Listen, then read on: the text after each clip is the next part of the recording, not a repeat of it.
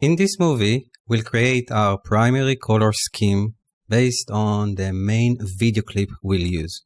This clip is courtesy of artbits.com. Now I'm going to use the commercial version of it. However, with the footage file we've provided, you will find a watermarked version which looks like this. Here we have the Artbits logo on the right down corner. Nothing to worry about, this will work perfect for all your needs in this training. However, if you do like to purchase the unwatermarked version, go over to Artbits website and search for the clip by its name. Okay, so thank you Artbits for helping us here, and now let's get started. If you like to follow along and you have access to the project files, then go ahead and open up the project file located inside the folder 01_designing a pack shot.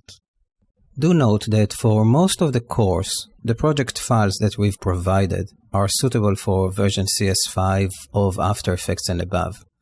If you're opening them with a newer version of the software, you will get a warning dialog which will tell you that this project needs to be converted to the version you are currently using, and you need to save a copy of this project when you're working with it. The last chapter of this training, however, is compatible only with After Effects CS6 and above, due to the usage of the new 3D Ray Tracer engine. However, even if you don't have access to the footage and project files we've provided, you can still learn a lot by watching these lessons and later on try to practice using your own files. Okay, so here we have two folders, one with the final comps, so you can compare your results to mine at any time, and the second one named source files contain the footage in hand. The first step I want to take is to set up the in and out for our video clip. Since we are only going to use a small portion of it to tell the story, we really don't need to worry about all the rest. So I'll double click on the video file here inside After Effects to open it in the footage panel, and I'm going to set the in at 6 seconds and 6 frames, just where the referee is about to throw the ball into the air. Then I'll move forward, say 3 seconds, and once the ball leaves the screen, I'll set my out point at 9 seconds and 12 frames. Now let's drag the clip from the project panel to this Create New Composition icon to create a composition which will match the size and length of our clip. I'll rename this Comp Video and drag it just outside the folder. We'll return to this comp later in the training to dress it further with some cool synthetic explosion and shockwave animation. But for now, let's just park our current time indicator on the first frame and go to the composition menu and choose Save Frame as File. Make sure that the render settings are set to best settings. Point it to the path you'll desire and click the render button. Now navigate to the same folder 01_designing a pack shot, and from there open the eurofrancestart.ai. This will open up in Illustrator and may look like an empty illustration, but only because I've turned off the eyes for all the layers. At this point, all I want you to do is to create a new layer here, and let's name it Video.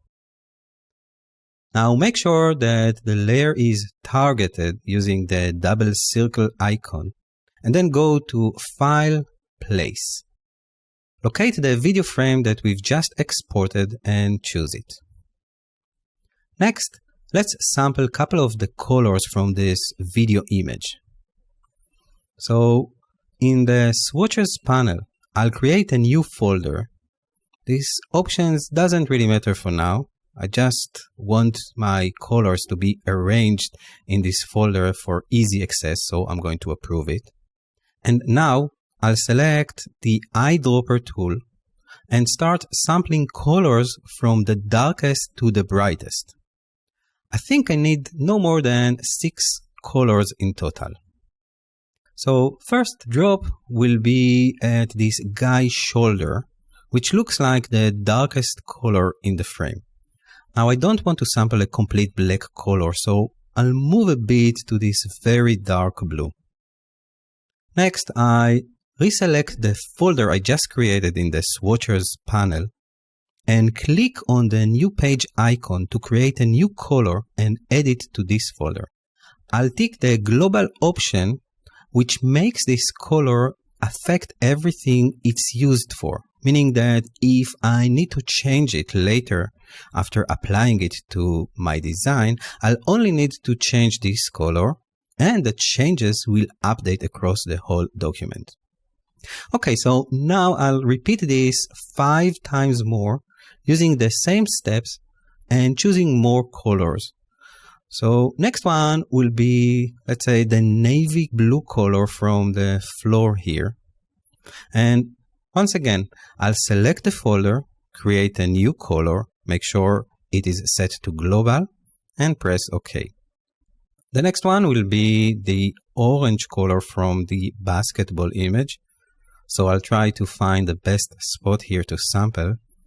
And then here, when I'll create a new color, I may want to warm it up and maybe brighten it a little bit so it will have a little bit more of a vivid expression. Okay, next one is the floor. So sample a brownish color from here and once again save it as a global color into our folder. Now we're almost done.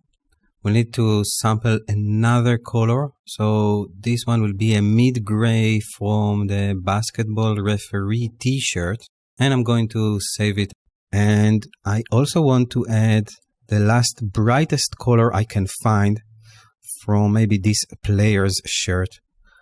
And also I'm going to brighten it up a touch. Once again, not going to pure white, but a little bit more closer to it. And that's it for now. We have our basic color scheme that will set up the whole project. Doing this at the first stage will make sure that our design will have a consistent language, which helps to convey the story and makes the graphic relate to the video footage. Now, don't underestimate the importance of a good color scheme. This is one of the things which makes a good design great and help it to stand on its own. In this movie, we are going to assign colors to an Illustrator artwork. I'm also going to show you how to prepare a layer-based document here in Illustrator for proper After Effects import. Then we are going to walk through the guidelines of the story that we will create later on in After Effects. If you want to follow along, I'm working on a document named Eurofrance 02, which you can find in this. So first, we want to take this video guide layer and just drag it all the way down and maybe also turn off the visibility for it. Now, before we're going to start colorizing, I just want to show you why I've chosen Illustrator to do this design, to create this document. In fact, it's going to be a little bit of a side note, but I think it's important to understand that Illustrator really has the power to design in any angle that you choose. And in order to demonstrate it, I'm going to create a new temporary layer here. I'm just going to drag it up this stack. And now I'm going to select this line segment tool and just draw a straight line. I'm holding down Shift, by the way, and I'm going to let go. Now let's stroke this line just in order for us to see it. So it's going to be just one point.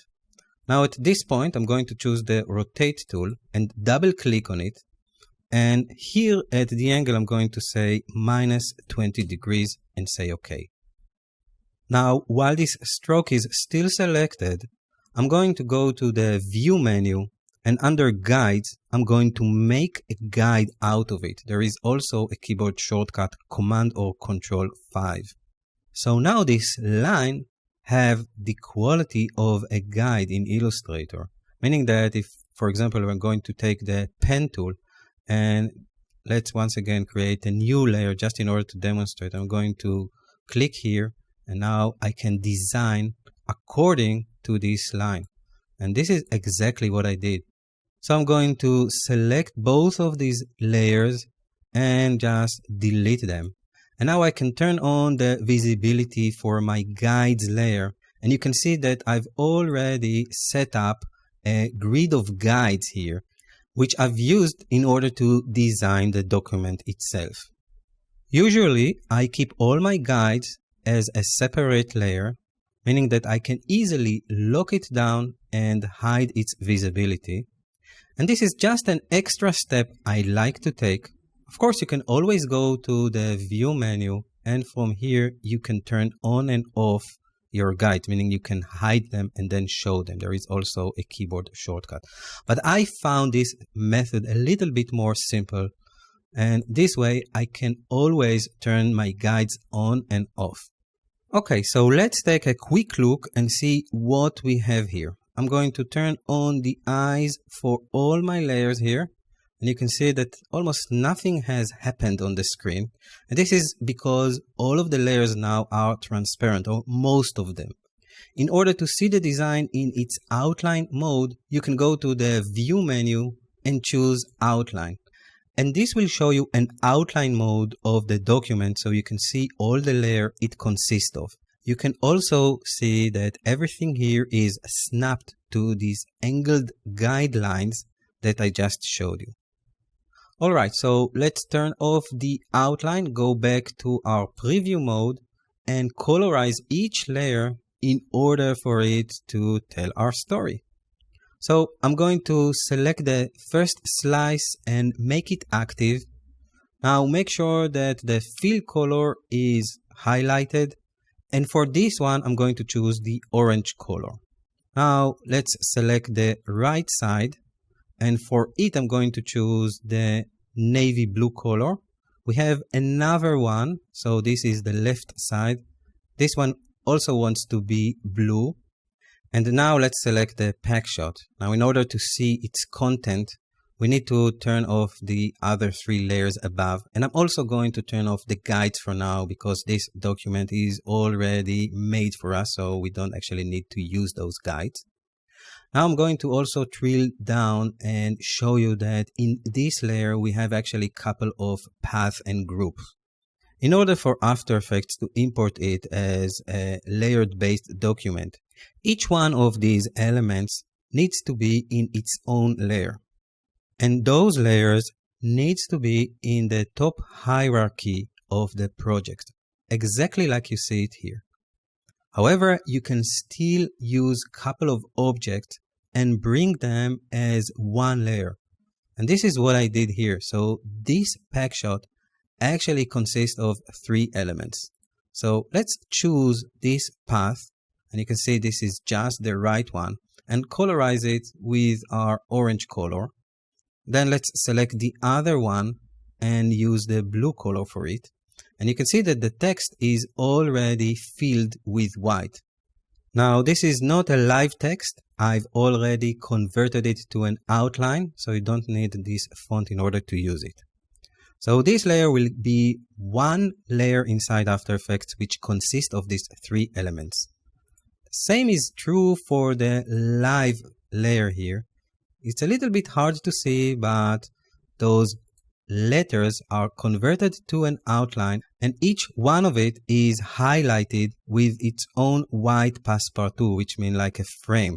So if I'm going to select everything here, we can see that it's already been set up for us. It will be a little bit more clear in a moment when we will colorize the background layer. But for now, let's select the date layer. Once again, this consists of two groups. So let's make sure that we select only the path here. And this is just the outline. Let's colorize this one once again with our orange color and close it down. And let's select the background. And for the background, I'm going to select the gradient and activate it. I'm going to change the angle to 90 degrees. And for the dark color, I'm going to use the dark blue that we have here. And for the bright color, I'm going to use my bright color over here. And now, of course, you can see the frames behind the live letters. So let's quickly recap. I'm going to show all my layers here except for the guides. I'm going to toggle down my gradient and just walk through the scenario that we have. So our first scene will look like this, and then we will open up those slices, and then underneath, let's just turn off everything here. We will have our background, and here we're going to create the establishing shot. So my plan is that we'll have a 3D basketball with some kind of a synthetic explosion behind it. Then we will move to our video footage, and over there we will have some kind of action. And then once the video footage will end, we will land on this pack shot. And those elements that I'm going to toggle in will basically come into the shot. Now at the left side here, I'm also planning to add another basketball with another explosion. Everything will be created inside After Effects. So basically this is the design.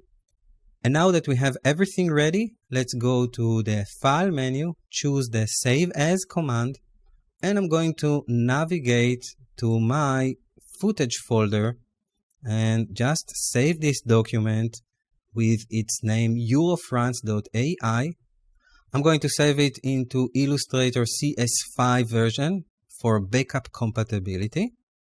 And now we are ready to import it into After Effects.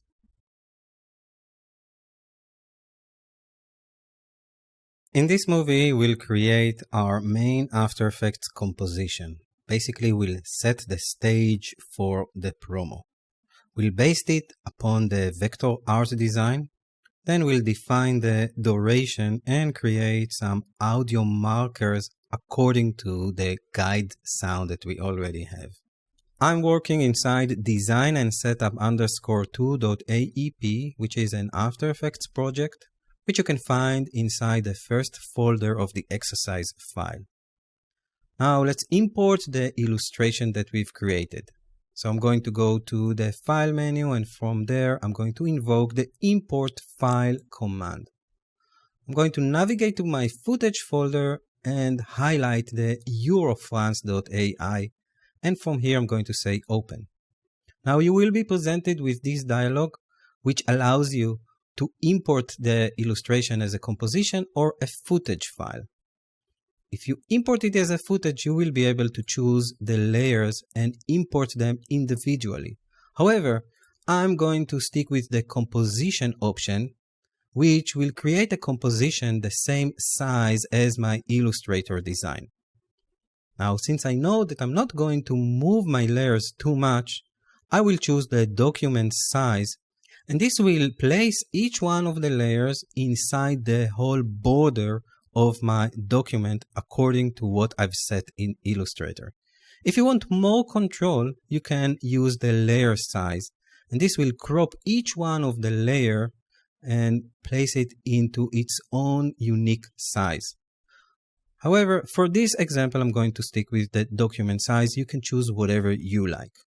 I'm going to say OK for this, and let's open up our Eurofrance composition. This composition holds the same layers, the same structure as we had in Illustrator. Of course, we have our guides layer, which is not visible here inside After Effects, and we don't really need it. So I'm going to highlight and delete it. I'm also going to highlight my video reference file and get rid of it as well. So delete from the keyboard. Now, this may be different for you in terms of length. After Effects is using the last duration composition that you worked on. In my case, it is set to 10 seconds. But if this is not the case with your composition, go ahead to the composition menu, and from there, open up the composition settings. Make sure that the duration is set to 10 seconds. So you can press 10 and dot, and this will jump to the seconds place in the timecode region here. We're also going to use the frame rate from the video, the 29.97, but you can choose whatever you like. And of course, the preset is HDV/HDTV 720p. And also this comes from Illustrator Dimensions. So we can press OK here. And the next thing we want to do is open up the source files folder. And from there, drag this soundtrack.aif to the timeline. I'm going to place it underneath all the layers. Next, in order to identify three main scenes in the promo, and this is what our promo consists of. We have three main scenes, the introduction, and then the video, and then the pack shot. So in order to divide our composition to three sections, we're actually going to use the cues from the sound itself. So first I'm going to just play the sound for you so you can get a first impression of what we are working with, and then we will divide it using markers. So I'm just going to initiate a quick run preview here.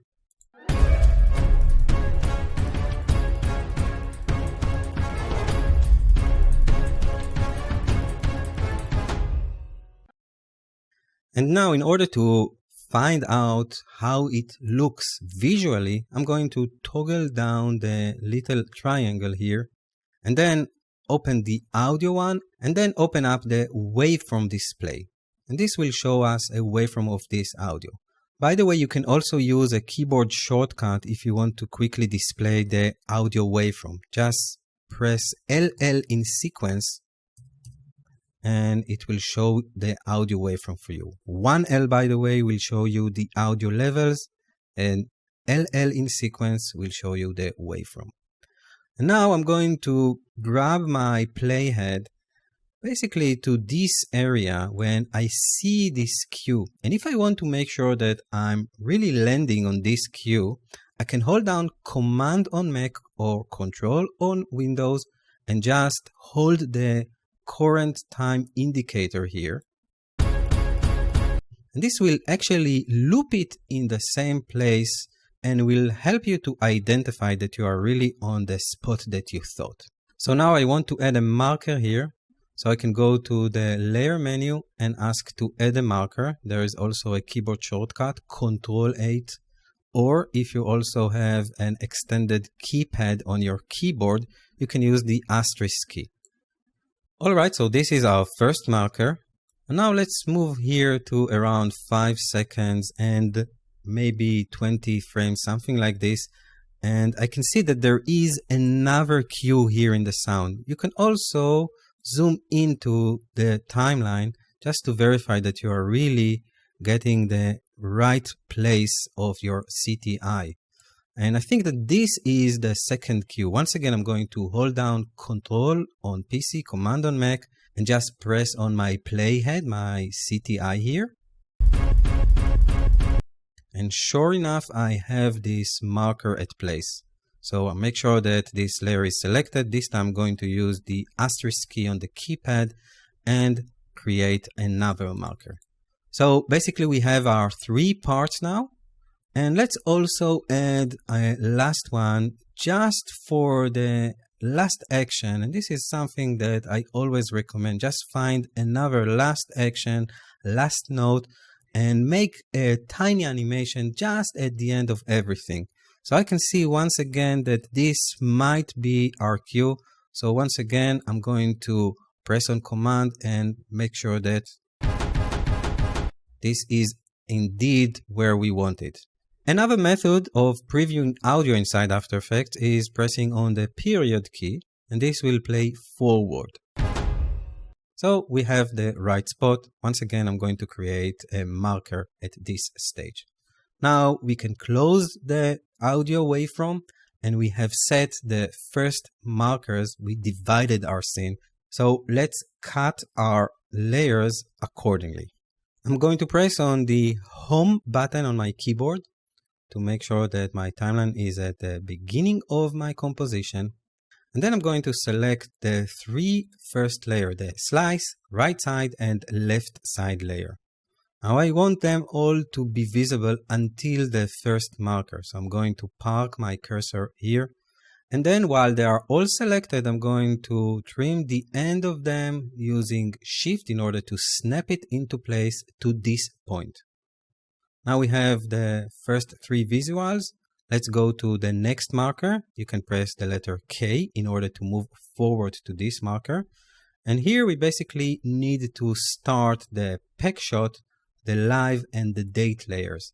So you can either select everything and do the other way around, meaning to just drag them until this point, or you can use a nifty keyboard shortcut, hold down Alt or Option and press on the open bracket key. This will trim those layers until the end. The background will be visible for the whole time, for the whole duration, and this is basically the place that we need our video to be in. So I'm going to park my cursor once again here. Now we have the video comp already set up, so I can drag it down. I don't let go yet of the mouse. I'm just going to hover my mouse so I get a second playhead, and once they are at the same place, I can release it. And now my video actually starts at this point. However, this is not the correct point for me because I actually want the video to end here. So once again, I'm going to hold down Shift and drag it and snap it to this place. So now we have a couple of frames that are overlapping between our video and the first scene. So this is the first setup. Now we can create a quick run preview just to make sure that everything is looking the same as in my example.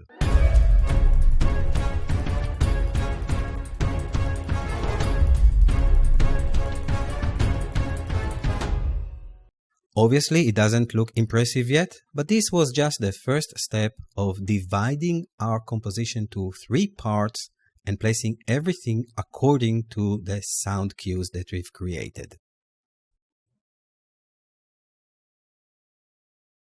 In this movie, we are going to add hints of light to the background layer, just to add more definition and dimension to the whole scene.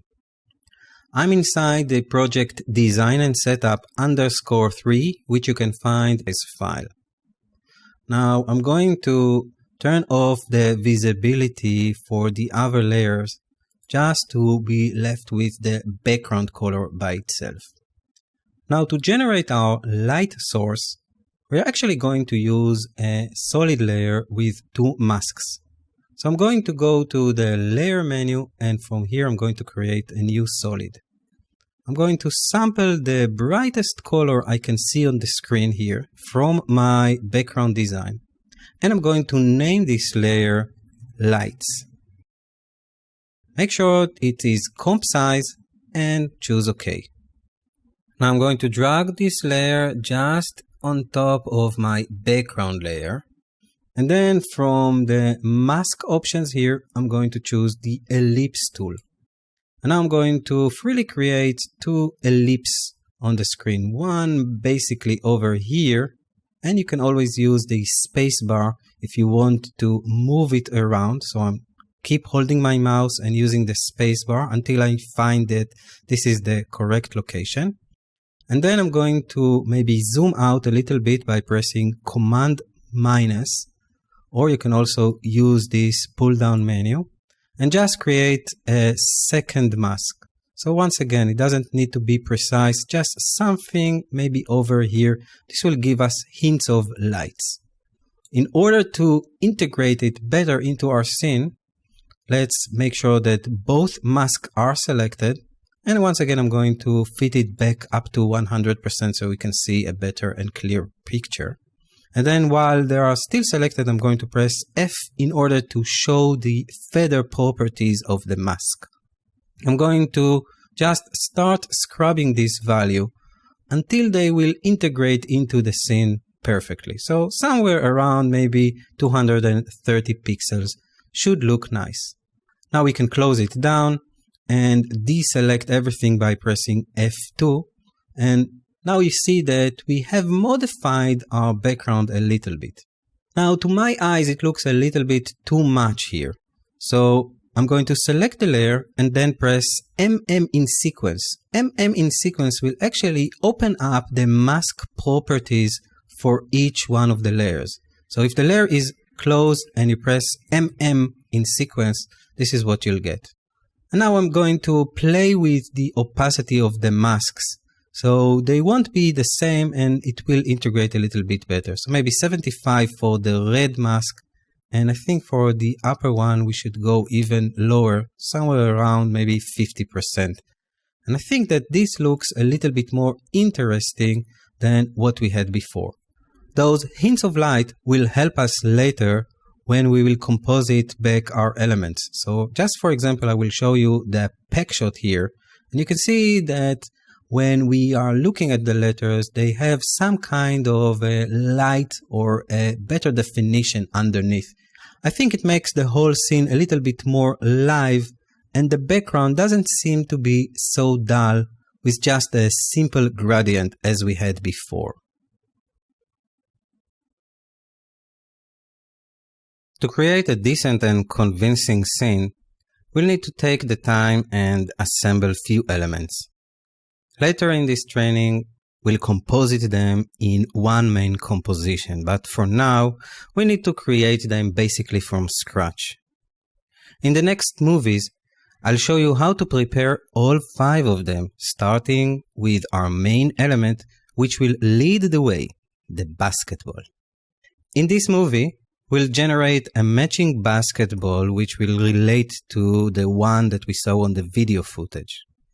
This is not going to be a perfect imitation of a real ball, however, it will be close enough to convey the message and will be used as one of the main narratives of our story. I'm in the Elements Creation _1 project, which you can find in the second folder of the project files. This project already has the final versions of each element, which you can find under the final comps folder. So you can always check these comps if you want to compare your results to mine. For now, we'll begin with creating a new composition. So I'm going to go to the composition menu and create a new composition. I'm going to name this one Basketball 1 and choose this preset HDV/HDTV 720 29.97, which is the frame rate here. And I will set the duration to 5 seconds, so 5.0. Then I will press OK. I'm just going to make sure that this composition will be outside of this final comps folder, so we will not be messed up with the final ones here. Anyway, before we will start anything, I just want to take a quick look at what we achieved so far. So we have here our Euro-France composition. Let's double click on it just to remind ourselves that basically now we are creating the first 2.5 seconds, meaning that our plan is to open up those sides, those right and left sides, and of course also this slice. And then underneath, we will have our 3D basketball with the synthetic explosion that we will create later on.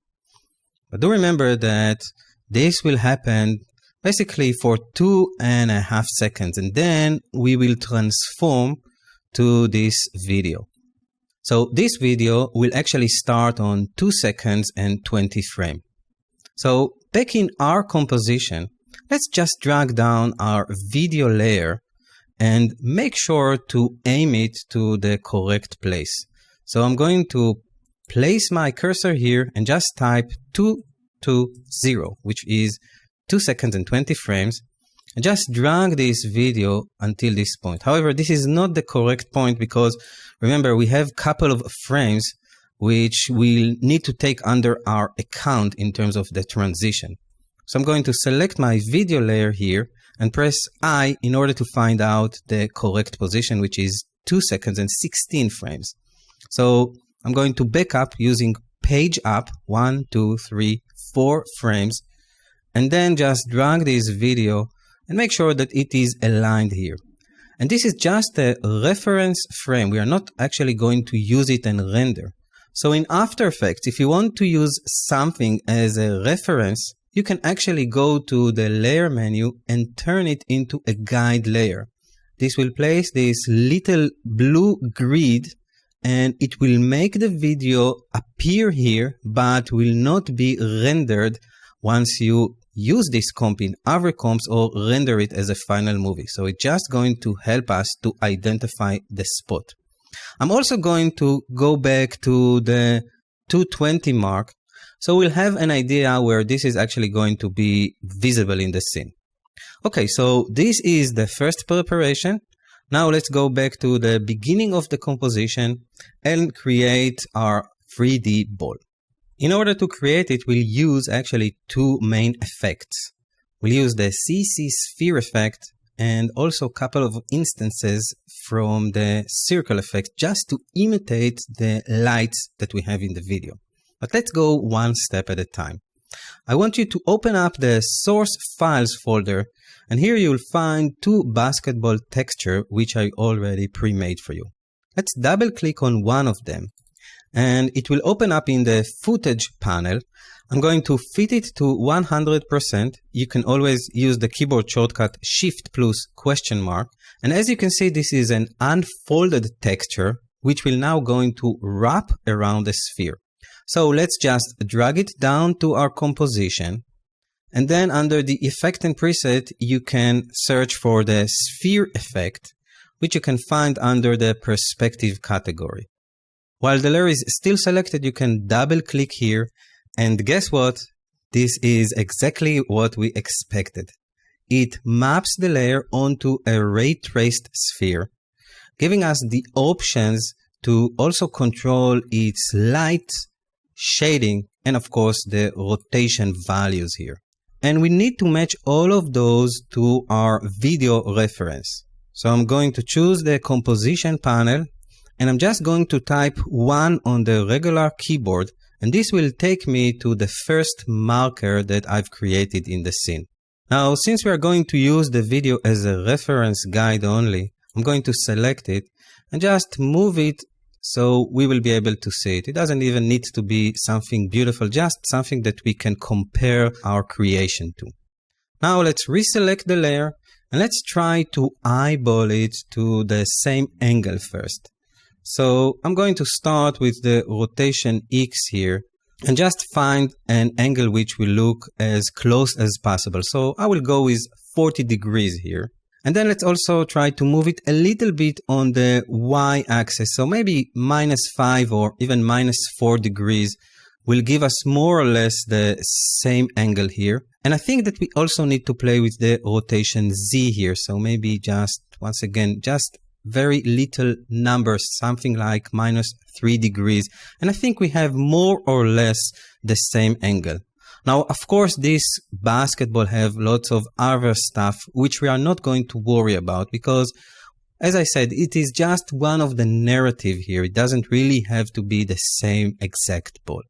But let's try to match it as close as we can in terms of the light and shading. And we can get a decent result here, but we'll have to take it a little further using a couple of effects in terms of color correction. So let's start with the light height here. I'm going to raise the light a little bit so we'll have more of the basketball visible here. And I think something around maybe 88 is going to be a decent number.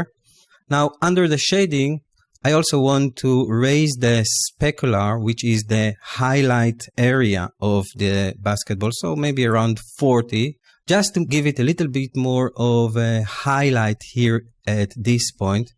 And maybe also change the metal, maybe lower it just a touch.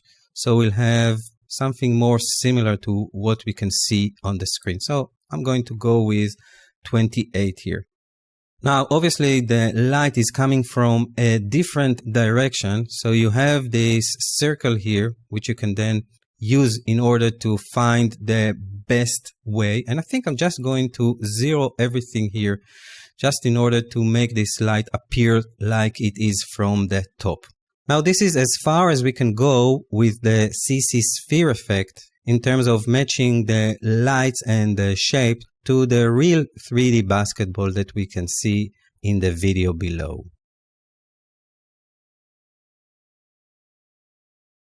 In this movie, we will match the shadow, bumpiness, lights, and color correction, and also create a simple animation for the basketball that will open up our scene.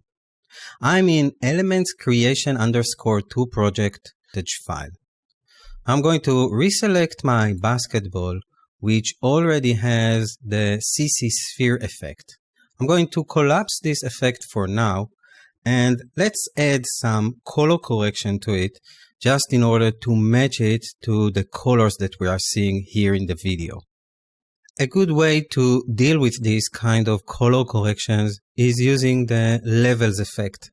So I'm going to highlight the indexed search here and just start to type down levels, then close the animation presets and drag the levels effect on my basketball layer.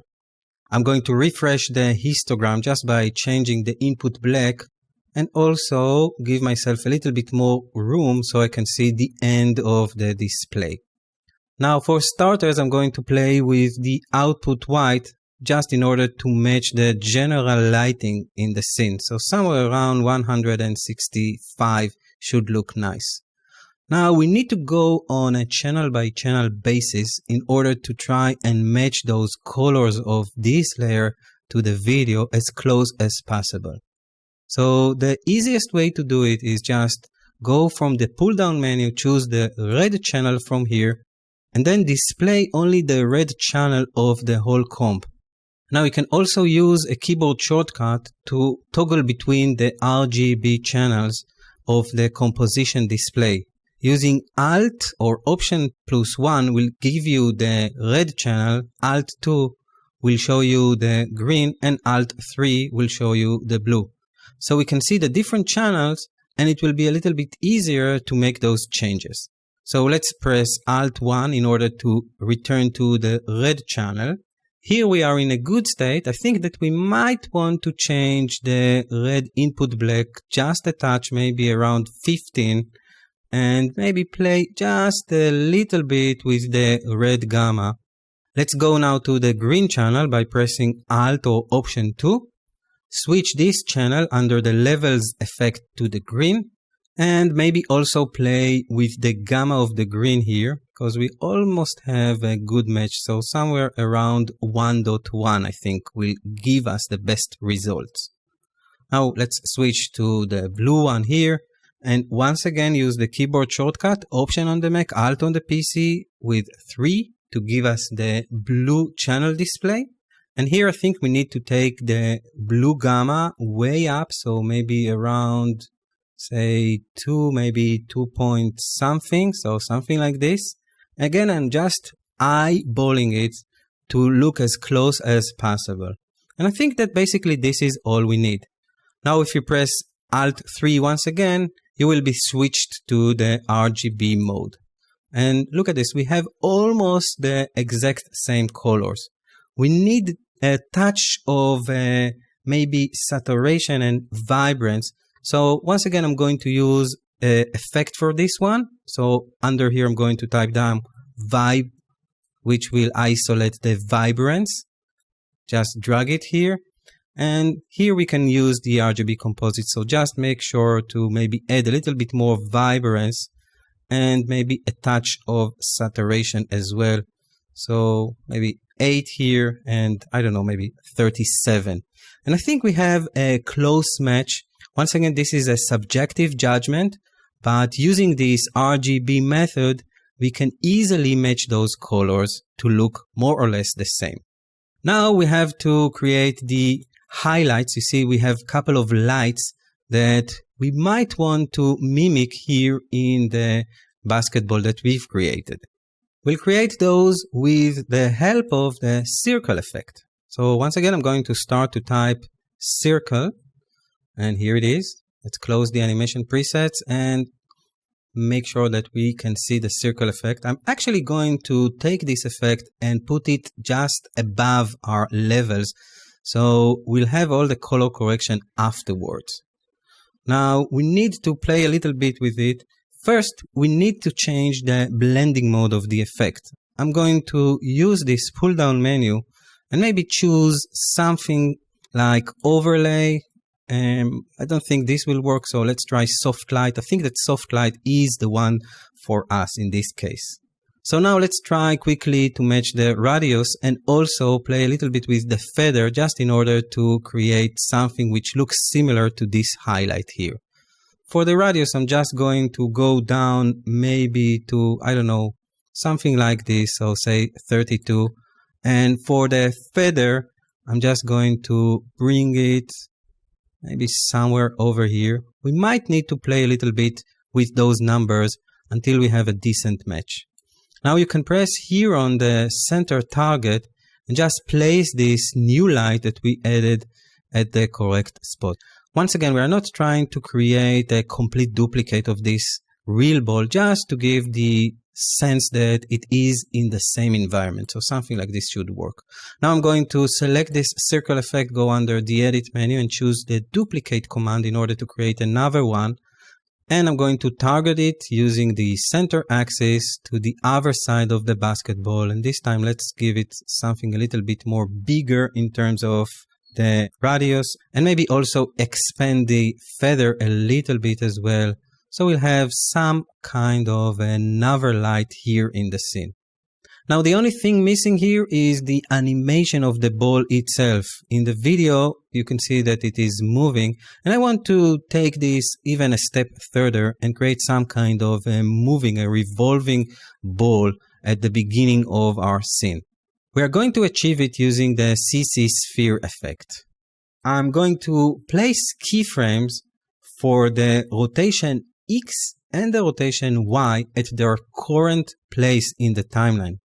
So this way I know that once the ball is reaching the point here, this marker, it will be more or less in the same angle as the video, which helps the transition that we are going to create later on. Now I'm going to press U in order to see my keyframes here, and then press on the home button on the keyboard to move to the beginning of the comp. And now I'm just going to type some arbitrary numbers on the X rotation, so say 100, and maybe also for the Y rotation, say maybe 40 degrees. If I'm going to create a quick run preview, we can see that our ball is indeed doing its thing, it's animating, and then it comes to a stop. I don't want this stop to be so harsh, so I'm going to select the last two keyframes, and under the animation menu, under keyframe assistant, I'm going to convert them to an easy ease keyframe. There's also a nice keyboard shortcut, of course F9. And this looks quite promising. I just want to add a final touch, and this is to add a little bit of a bumpiness, just to add more life to this ball. To create this bumpiness, I'm going to head back to the project panel, and under my source file, I have another texture for you. Double click in order to see it, and this is just a gray version, a black and white version of the texture that we saw before. We are going to use it as a bump map in order to raise those basketball details a little bit more. So I'm just going to close it for now, and the easiest and fastest way to achieve it will be to actually duplicate the layer that we have here. So go under edit and choose duplicate, and then just make sure that both layers are selected, meaning the layer here in the timeline and also here at the project panel. And I'm going to hold down Alt and just drag it over and release. And this will replace the layer, keeping all the attributes in place. Now we have to change a couple of the settings. First off, let's go to the effect control, close everything down.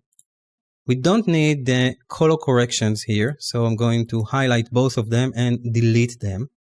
And then I'm going to go once again to the effects and presets and search for the emboss filter, or effect I should say. I'm going to double click in order to apply it, and maybe just change the direction, because I know that the light should come from this angle, so 219, something like this. You may want to play with the relief and contrast, but just do it after changing the blending mode in order to see the results. So instead of using the normal blending mode, we'll choose here the overlay mode. Now if I'm going to toggle the eye for this layer, you will see that we have introduced more detail into the scene. If you want to exaggerate, once again, you can play with the contrast or the relief. Just make sure to test it in 100% because now we are seeing actually half of the pixels. So I'm going to use my mouse wheel and zoom into the frame, and then I can see the final outcome. Now in this case, I don't think that I'm going to need more relief. I just wanted to demonstrate it. So I'm just going to reset both of these numbers to their current default. And once again, I'm going to show you the before and after so you get a sense of the depth that we've added to our basketball. Now let's go back to the first frame. I'm going to zoom out and create a final RAM preview to check the result.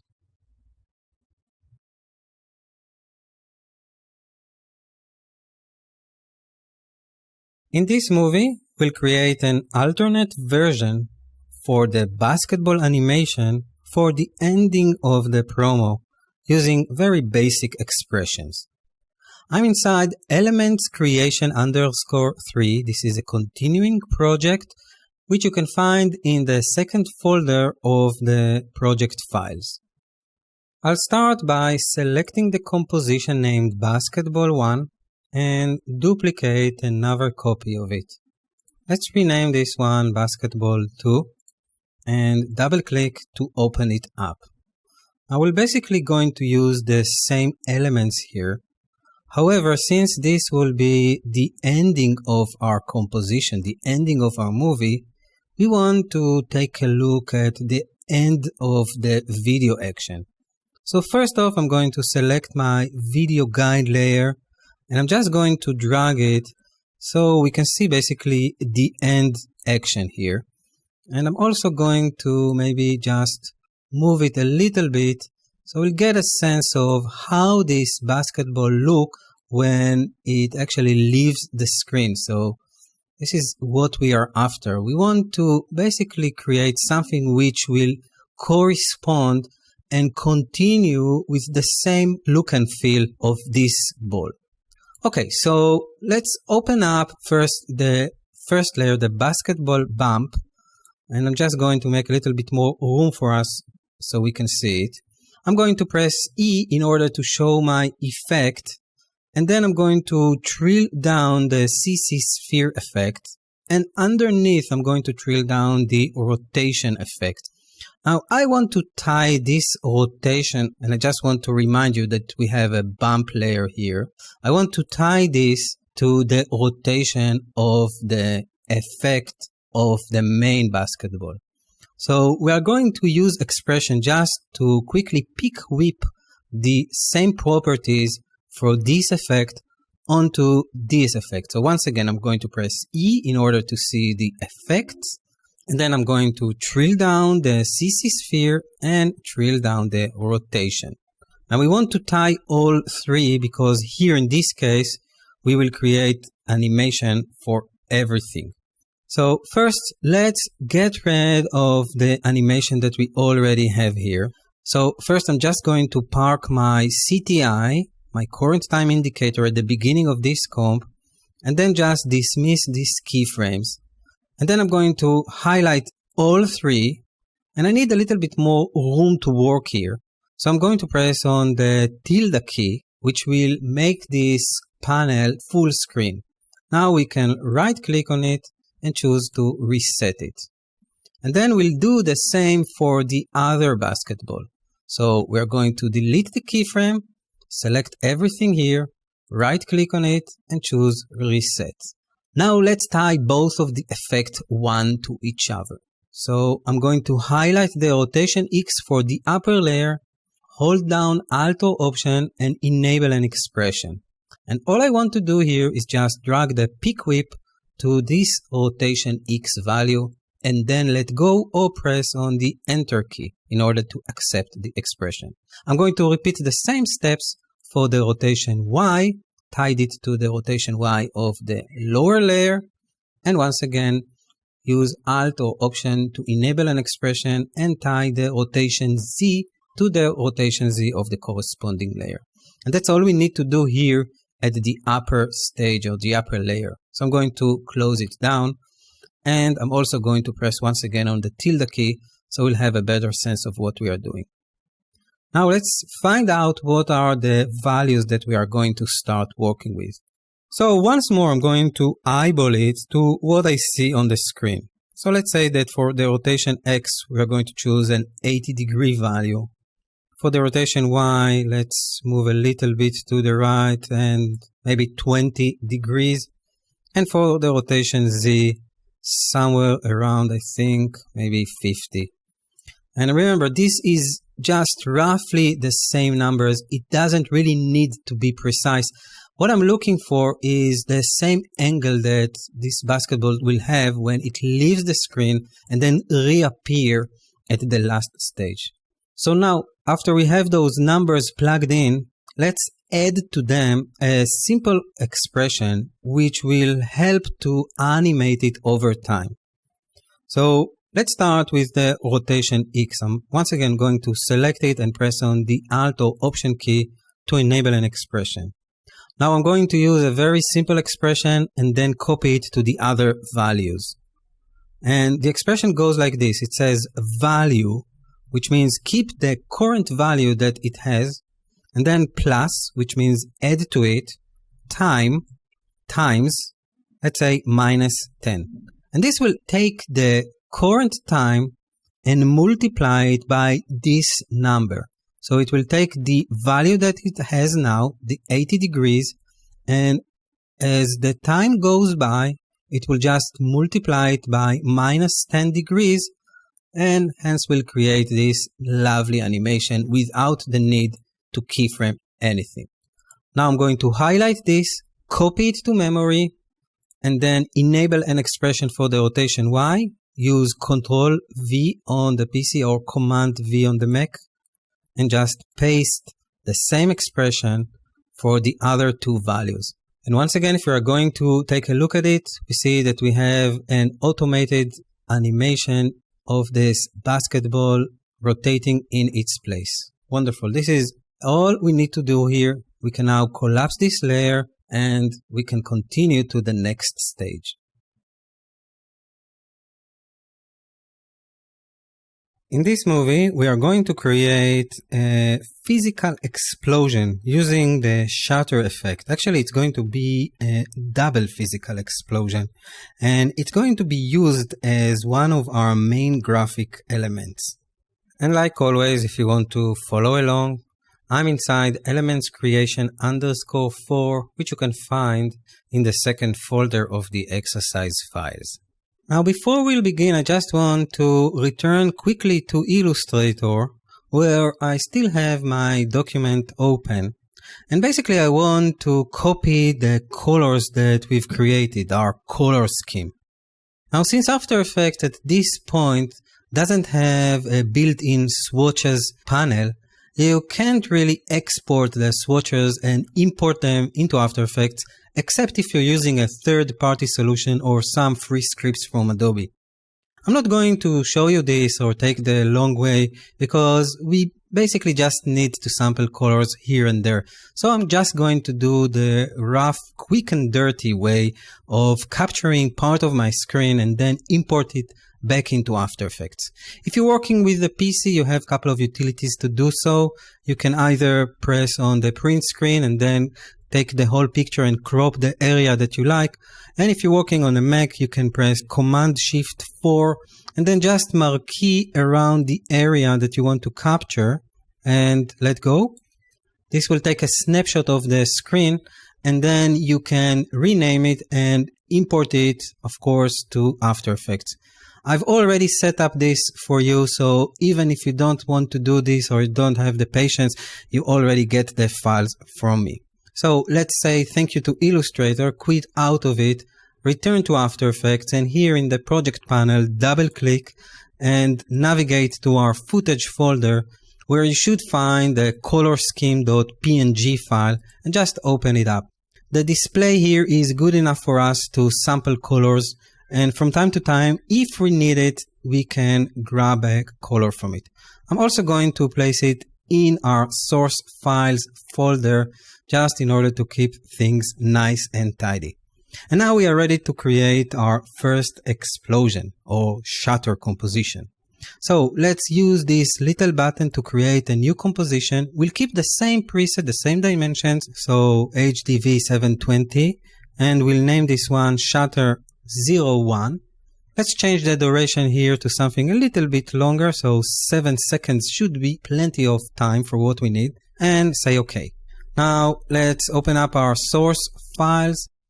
Make sure to highlight the color scheme, and now make sure that nothing is selected here in the composition, and of course nothing should be selected because we don't have any footage, and we'll create a shape that's going to be used as the base for the shutter effect.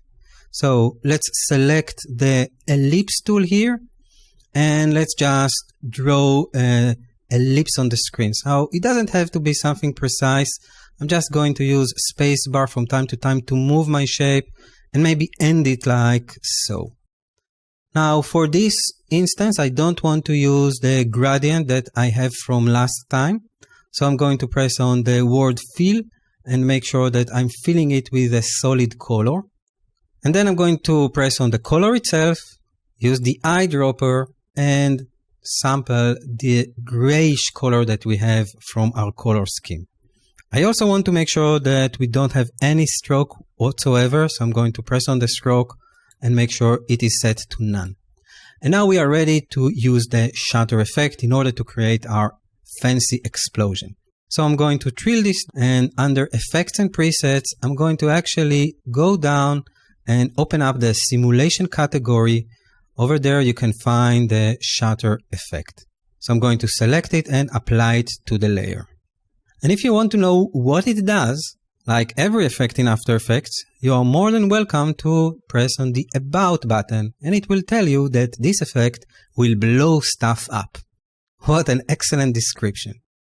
So let's say OK and see what we can blow using the shutter effect. So first of all, let's just change the view from wireframe plus forces to rendered, and then just press on the 0 on the numpad in order to create a quick run preview, so you will see what we have by default. And this is exactly match the description. It just blows up the shape that we have to, I guess, a wall of bricks. Let's change a couple of the settings here, and I will go one by one and try to explain everything that I'm doing.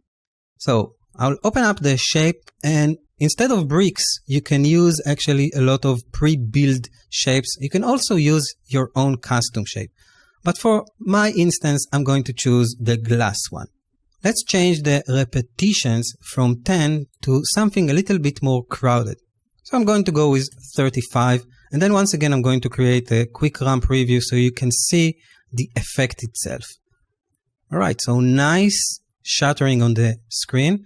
Let's try to control the physics and make it a little bit more appropriate to what we need. I'm going to park my playhead here so we can see the middle of the explosion and get a sense of the physics that we are changing. First off, let's change the extrusion depth from 0.2 to maybe 0.1. We don't need this much of extrusion at this point. Now let's open up force number 1 and change the behavior a little bit. What we actually want to do is to achieve a little bit of a slow-mo shutter effect. And this is controlled by the depth, the radius, and the strength.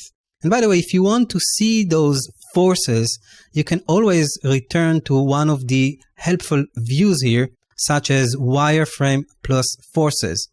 And now we can see a sphere that describes the force that we're actually using. If you want to see it a little bit better, you can go under the camera position and rotate the whole scene so you get a sense of what we are actually looking at. Then if we are climbing up, and I'm going to change the depth, and this basically controls the depth of the explosion itself. If you want to cover more, you can change the radius, and more bricks or more glasses will be affected. In our case, we don't want to affect neither the depth or the radius, so I'm going to undo the two last operation. We only want to affect the strength. So I'm going to say maybe 3.8. And once again, let's come back to the rendered view, go to the beginning and press spacebar or 0 just in order to see the effect. Let it render for a couple of more seconds. And now we'll have a nice explosion which we can control, of course, the force of it. Let's move down and close the things that we already finished with to the physics. And here let's change a couple of other settings just in order to really design it the way that we like. First, I'm going to change the randomness to maybe a higher value, so say 0.3. And by the way, these numbers that I'm giving you is kind of trial and error, which I did before recording this lesson. So if you want a different explosion, please feel free to play with it as much as you like. This is a very fun effect and very creative. Okay, so for the viscosity, we'll use the same value, 0.3. And this will make them a little bit more tighter.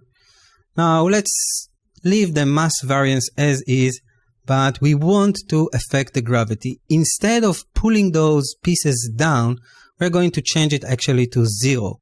So everything will be basically blown in our direction, and we will be able to see the explosion for much more time, because the pieces, of course, will just hang there in the air after the explosion itself is finished. This is exactly what I like to achieve here.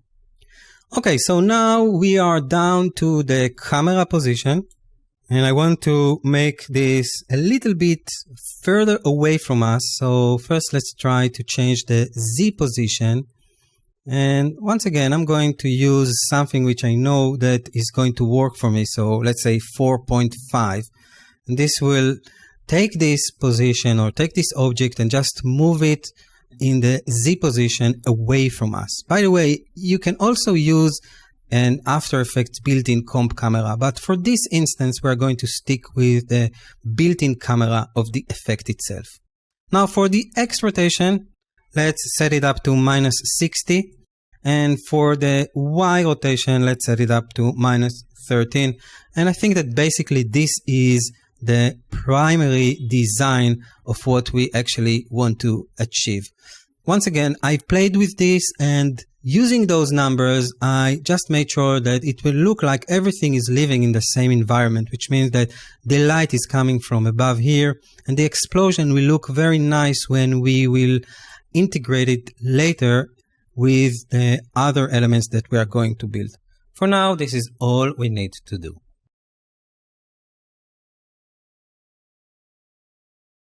In this movie, we'll create a secondary explosion to add more life and dynamics to a shatter explosion that we already have. If you want to follow along, I'm still using the same project, elements creation _04, which you can find in the second folder of the exercise files. If you had a chance to look at real explosion in real life, you probably noticed that some of them has a secondary action, meaning that after the big explosion, there is a couple of minor explosions kicking out more specks and tiny details. We're going to create it digitally here by selecting the main shape here and just duplicate it. Now I'm going to turn off the eye for it for a moment, and also turn off the effects icon, because the first thing that I like to do is change the shape here. So I'm going to double click in order to get to the free transform tool, and then I'm going to zoom out, and then I'm just going to scale this to a smaller sphere at the middle of the screen. So something like this. And then we can turn on the effect. I'm just going to do a few little changes. I'm going to open up the shape and change the repetition to 70 instead of 35. And this will give us tiny pieces.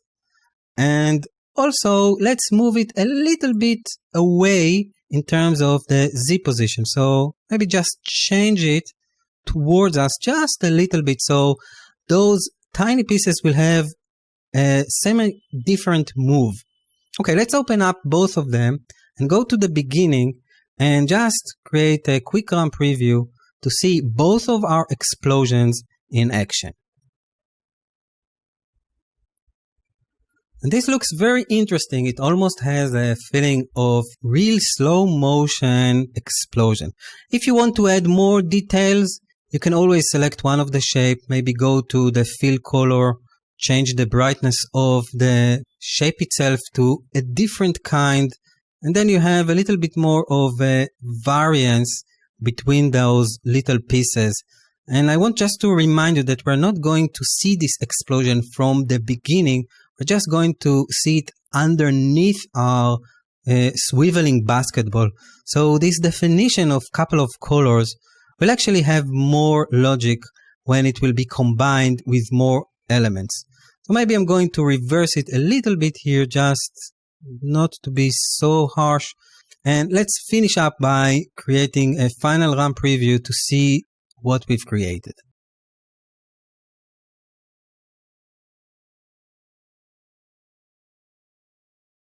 In this movie, I'll show you how I did the second version of the digital explosion, which will be used for the third part of the promo, which is also the last part of it.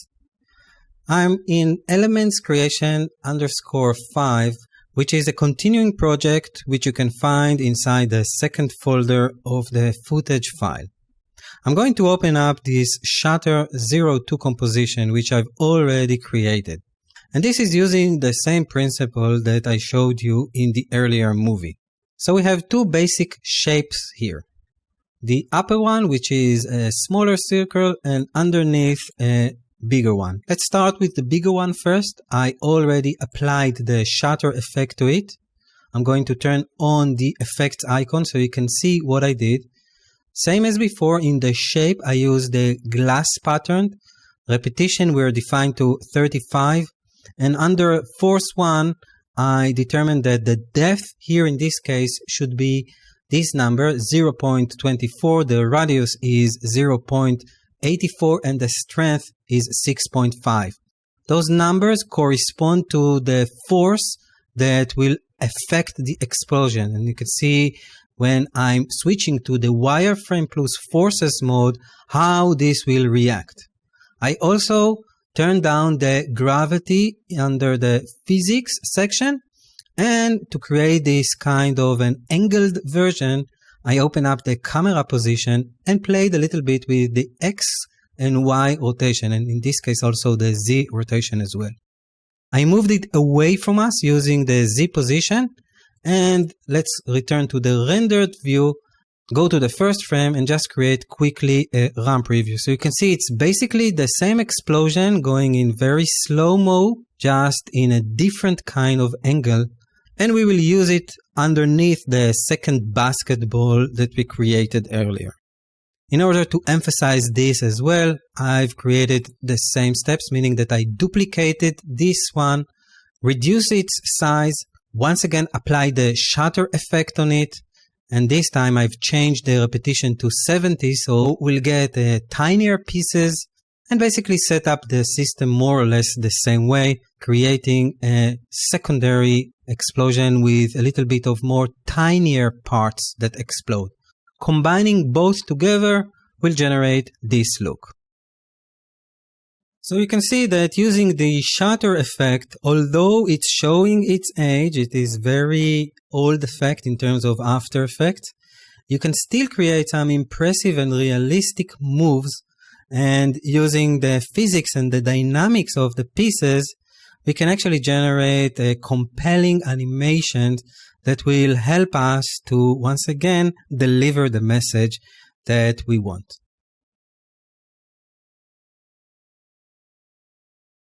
The final element that we will create here will be the live word animation for the end of the promo. We'll use a basic 3D layers design to create it. And if you want to follow me, I'm in Elements Creation _6, which you can find inside the second folder of the footage file. Now, before we will start the animation itself, I just want to take you once again back to Adobe Illustrator and remind you what we are about to do. So I'm going to toggle down the visibility of a couple of the layers until we can see the live title here. And this live title actually consists of 4 elements. Each one has its own frame. Now, in order to control it more easily, I already took the time and created a live document for you. By that I mean that I copied this and pasted it into a new document and just named it live.ai. This document is ready for you and it's waiting in the footage folder, and here it is in its full glory. So basically what we can see is a zoom-in version of the same design, of the same live letters. I just want to open and show you that we have indeed the L and the frame around it. Now, since both elements are inside the same layer, when we will import it into After Effects, we will only have access to each one of the letters with its own border. Okay, so let's see how this is done. I'm going to switch back to After Effects and double click here in the gray area, and inside the footage folder I have this live.ai document that I just showed you. I'm going to say open to it, and in this case we want to import it as a composition, but this time let's go with layer size. So each one of the layers will have its corresponding cropped size from the Illustrator design. I'm going to say OK here, and I'm going to double click on this composition to see it. Let's zoom in 100%, and now we have access to each one of the letters. So first, let's convert all of them to 3D layers just by selecting and dragging with the mouse.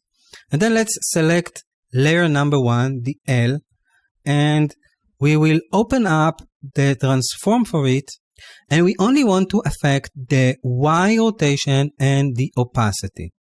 Now all I want to do here is basically turn this layer so it will be towards us. We don't want to see it, so something in this area, 77 degrees. I'm going to create a keyframe here at 0 seconds, and then I want to move forward 7 frames, so I'm going to hit the page down key 7 times, and here I'm going to set it back to 0. I'm also going to apply a very short animation for the opacity as well. So starting from 0, and then maybe after 3 frames, let's take it all the way to 100. So this is basically what we have. Now I want to copy the same animation to the other letters. So first I'm going to press U in order to see just my keyframes. And then I'm going to select both values and press Command C, and then select all the rest and press Command or Control V. So if we are going to take a quick look, this is what we have. We have a quick animation of everything turning towards us. However, because of the perspective, not all of the letters have the correct angle. So once again, I'm going to select everything, press U, and just play a little bit with the angle. So each one of them will basically start from more or less the same angle. So everything will rotate the same way. All right, now let's select everything, close it down, and create a simple cascade animation just by selecting each one and maybe move it just a little bit in time. So nothing too specific here, just very simple stuff. A couple of frames for each one of them. And then if I'm going to just press on page down or create another run preview, we will get the final and desired results. In this movie, I'll show you an optional step of speeding up your workflow if you have many compositions that needs to be composed later on in a single comp project.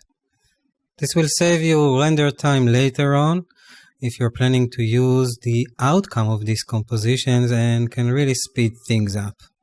In general, we'll create a proxy workflow in which we'll first define an output module template and then render each one of our comps using the create proxy command under the file menu.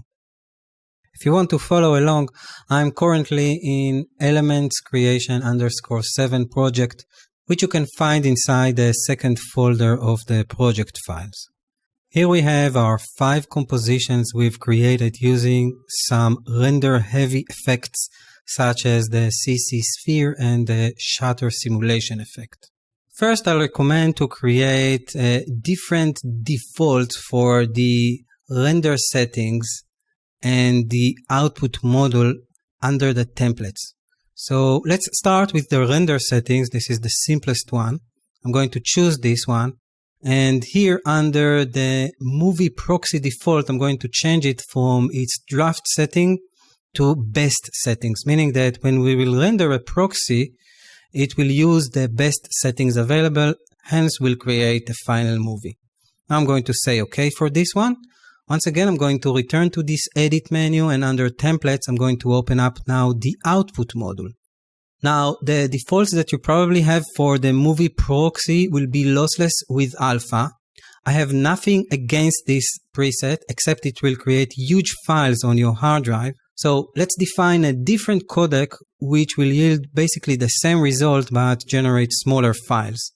So I'm going to press on the new button here. Make sure that my format is set to QuickTime, and then make sure that under format options, I'm choosing PNG. Now you can set the quality to as low as 90. I won't recommend going less than that. And then say OK to this one. And this is very important. Make sure that under channels, you are choosing RGB plus alpha, and this will keep the transparent pixels that we have in those comps. If you have audio inside your composition and you want to render it as well, you can tick the audio output and set the audio resolution to your needs. I'm not going to do this in this case, just going to say OK. And before leaving this window, I'm just going to name my new settings. So I'm going to call it QuickTime PNG with alpha, so I know what it means. And then under movie proxy default, I'm going to choose it from this menu. And then I'm going to say OK. Now it's a matter of just selecting your composition, then go under File, Create Proxy, and choose Movie. And this will basically set up everything that you need. Just to verify, you can open up the output module and read that it is indeed a PNG codec with the RGB and alpha channel. Now I also recommend to set up a folder for everything. So go under the footage folder or whatever you like. Maybe create a new folder. Name this one proxies, just choose create, and everything will be in this folder. Now, unfortunately, you cannot select a couple of compositions and go under file, create proxy. You have to do it each one on their own. So once again, select the basketball in this case, go under create proxy, movie. Everything should be automatically set up for you. I'm not going to do this for the live because this is a very simple composition. I'm going to use it as is. And then I'm going to select my shutter composition, create a movie for it, and same for shutter number 2. Now, after all this is set up, you can press the render button and let After Effects render all the composition at one go. And then I'm going to speed up the recording, not going to wait here and watch this bar moving along, and just show you the outcome result. Once this render has been finished, you will see little double squares before each one of the names of the compositions. If we'll double click one of them and press 0 to create a RAM preview, you will see the render outcome of this composition. You can also see the red flag, meaning that it will say proxy enabled. And of course you can play it high res if you like. This is basically playing from disk, so you should get a really nice performance. If you want to check the alpha channel, just toggle the transparency grid. By the way, remember that we defined that this video is going to be only a guide layer. So here in the render, we can see that it is not visible anymore. Same goes for the other comps as well. Let's open up the shutter number 1. Make sure we can see it full screen and then create a RAM preview. It will be much quicker than before because it's actually caching the frames from the disks. And this will be the file that is going to be used when we composite it. Now at the final render stage, we can always ask After Effects to either use these proxies or not. So if you're happy with this result, you can use it to speed up your workflow. If not, you can always disable the proxy by pressing on this and this will get you back in the state that you were, meaning that now we have live elements that we can once again change and reuse. Now, if you're working with me and you're still going to use the same project, it will be already automatically set up for you. If not, you may need to recall it and set it up once again when you import those elements into a newer project. To do so, make sure that the project panel is selected, highlight your composition, then go under File, Set Proxy, File, then navigate to the folder where you save those files, then select the rendered movie, say Open, and this will tie it to its movie on your hard drive. Once again, remember to repeat this procedure to every other composition if you are going to import them or work in another project. This will speed up your workflow as After Effects won't need to recalculate all the fancy effects that we used before. In this movie, we'll start to dress up our video and to connect it graphically to the other elements that we've prepared. We will start by using the roto brush, which we'll use to isolate the basketball from its background, and then we will later on composite it at the final state. I'm inside video treatment _01, which you can find in the third folder of the project files. I have the video start comp open, and I just want to remind you of what we have. So I'm going to create a quick run preview so we can take a look at the video footage in its current state. Before we start, I just want to call your attention that we're actually using the full HD dimensions of the shot, meaning that this composition is 1920 by 1080. We're going to use all this extra space when we will later composite the whole video into our final composition, which is a different one, a different composition. So just be aware that for now we are going to use the video footage dimensions. Okay, so we are going to start by selecting this video and then going to the edit menu and duplicate it using this menu command or the keyboard shortcut Command D. Now I'm going to press on the return key and just name this layer Roto Ball. In order to rotoscope the ball, we are going to use the Roto Brush tool here. However, the Roto Brush will not work in the composition panel, so you'll have to double click on the layer and open it up in the layer viewer. Another important step is to go to the view menu and make sure that you set your resolution to full. Command J if you want to use the shortcut. Now I'm going to press on the tilde key just in order to get myself enough space here. And then I'm going to choose my Roto Brush tool and freely just draw a line. And this should be an easy rotoscope, but we may need to work on it a little bit. First off, we get the spanning area here, and this is the area where After Effects will calculate the frames. Now we don't need After Effects to calculate anything prior the in point, so I'm just going to trim my input to this point. And then I'm going to expand this until the end of my shot. Now I want to check how After Effects is doing. So instead of just pressing spacebar and let the tool calculate, I'm going to actually press on page down and then see each frame as it goes and make sure that we only get a frame around our ball. Now it doesn't need to be pixel perfect, but it does have to encompass the whole ball. So you can see that during the first frames, it looks quite nice. And now we have a couple of problems when we see the hands of the referee under the ball. So if you encounter this problem, just press on page up to go back one frame or so.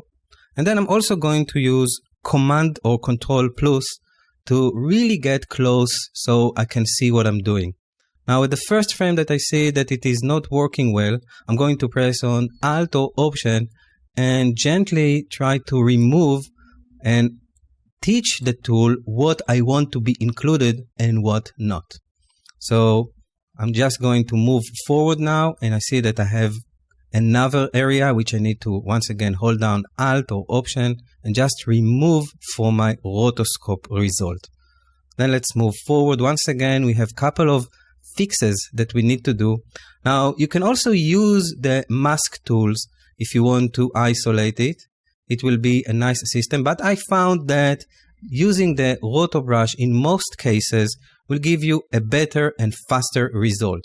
You will see in a moment that we also have a couple of controls after we will create our roto brush mask, and this will help us to refine the matte. For now, I'm just going to move forward and just fix everything. And since this is a tedious task, I just don't think that you need to watch me do it until the end of this session. So I'm just going to sit here a couple of minutes and work my way until the end of the composition. Once again, using Alt if I want to remove something, and if I want to add something, just draw another path, another brush stroke, and the tool will add it to the matte. So after a couple of minutes of continuing to teach the tool what should be included and what not, I came up with this result. And as you can see, it is not a perfect result by any means, but it will suffice to give us the isolation of the ball and will allow us to actually put some stuff between the ball or underneath. And this is what we're going to do in the next couple of movies. But for now, after you've reached a result that you are happy with, I recommend to press on the freeze button here. And this will actually freezes the roto brush.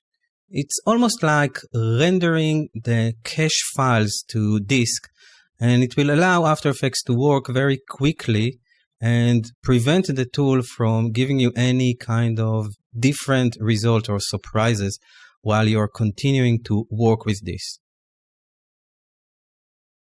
So now that we have a roto brush segmentation frozen in time, let's press once again on the tilde key and open up the effect controls for it. And here under the roto brush, you also have a couple of controls to refine your matte under the roto brush matte options.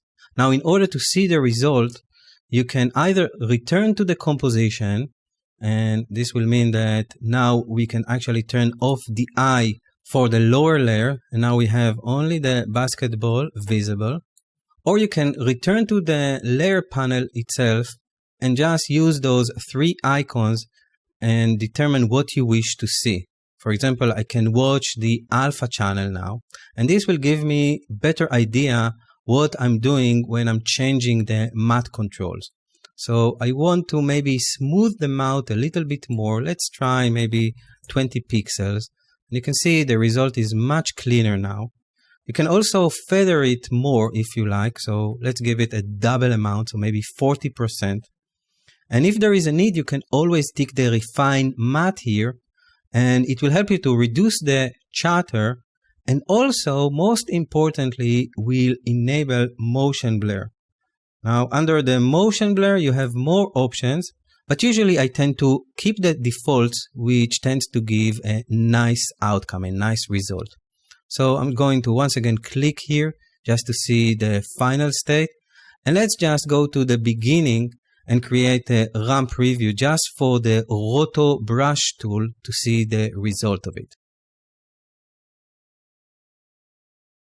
So we can see that it is not perfect, but it's good enough for what we need.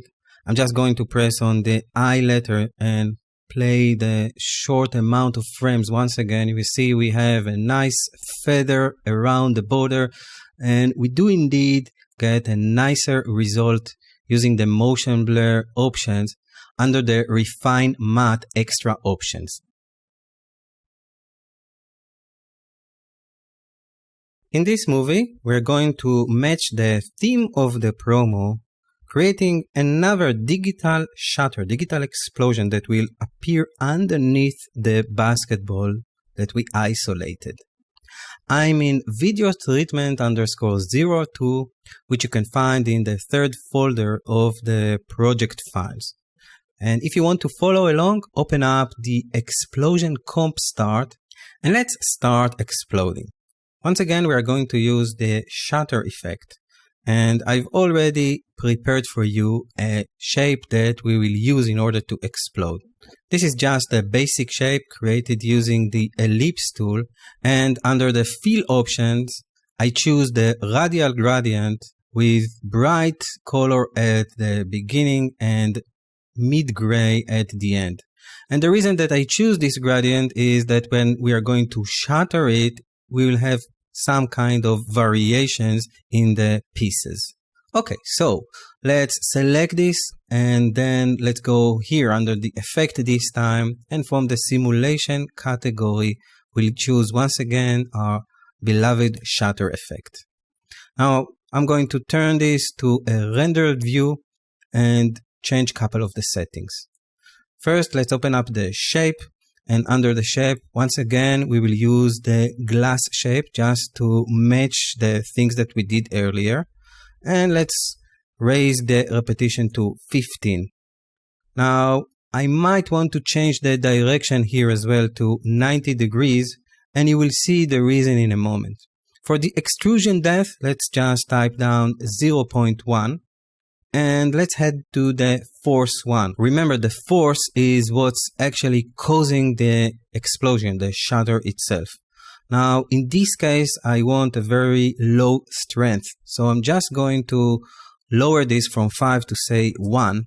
And let's just see what we have until this point. So I'm going to invoke a RAM preview, and you can see the shattering pieces just very slowly drifting apart and falling down. I want to change the physics of this effect.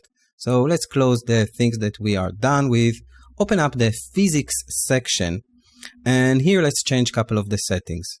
First, I want to change the gravity so they won't fall down or maybe even fall up.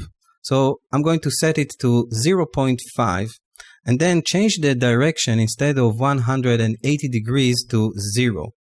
I'm also going to change the viscosity to 0.2, so they will have a little bit of a spread up, and maybe also change the randomness to maybe 0.8.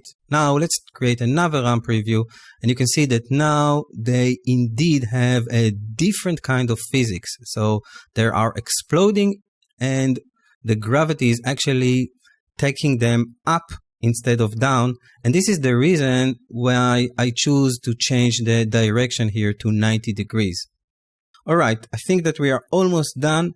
I may want to change the camera position just to match it to the scene. Remember that the referee is actually taking the ball and lift it in the air, and it looks like it's coming towards us. So let's try to imitate this digitally.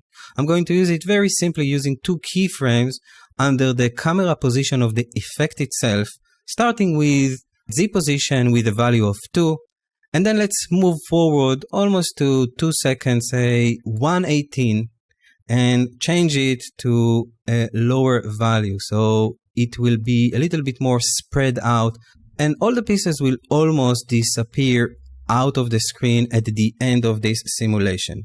Just to make it a little bit more easy in terms of animation, I'll make sure that this keyframe is still highlighted, and under the animation I'm going to keyframe assistant and choose to easy ease in. And now if we're going to go back to the first frame and once again create our RAM preview, we can see that we have an explosion and the pieces just go and fly towards us up in the air. This will closely match the action that we have in the video. Just before we will end up, I just want to make it a little bit more realistic by adding a motion blur. Now, unfortunately, the shutter effect, due to its age, I guess, doesn't support the built-in motion blur in After Effects. So if I'm going to highlight and enable the motion blur here and in the comp, you see that nothing is actually happening. So my recommendation here is to create a new adjustment layer. So let's create this one, and I'm just going to name it motion blur so we'll know what it does.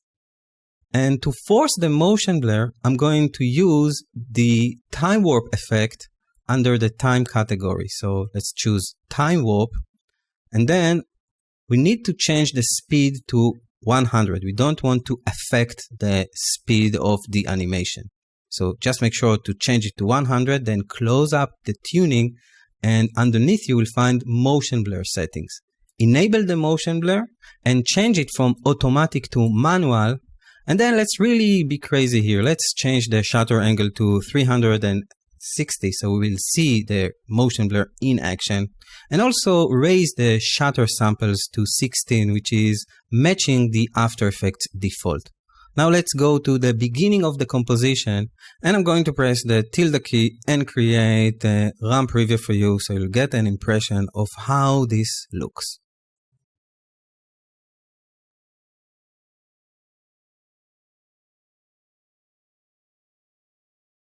Continuing to dress up the video, I want to create some kind of a warping air effect. In order to create this effect, we'll first need to prepare a displacement source. We'll use the radio waves effect, actually 2 instances of this radio waves effect, and time it to the video footage that we have in order to create this displacement source. If you want to follow along, I'm inside video treatment _3, which you can find in the 3rd folder of the exercise file. In order to start from something and not from nothing, open up the wave start composition that I've prepared for you. Here you will see that we have our famous video footage. I've already took the liberty and converted it to a video guide layer, which means that it will not be rendered at the final state. We'll just use it in order to place the elements. I'm also going to right click here on the parent column and hide it so we'll have more space to work with. The first step is to create a solid layer upon we will lay our effect. So go under Layer, choose New Solid or Command or Control Y, and let's just name this one Wave and say OK. Now the effect that we are looking for is under the Generate category. The name of it is Radio Waves. So apply the Radio Waves effect and just scrub the timeline to see what it does in its default state.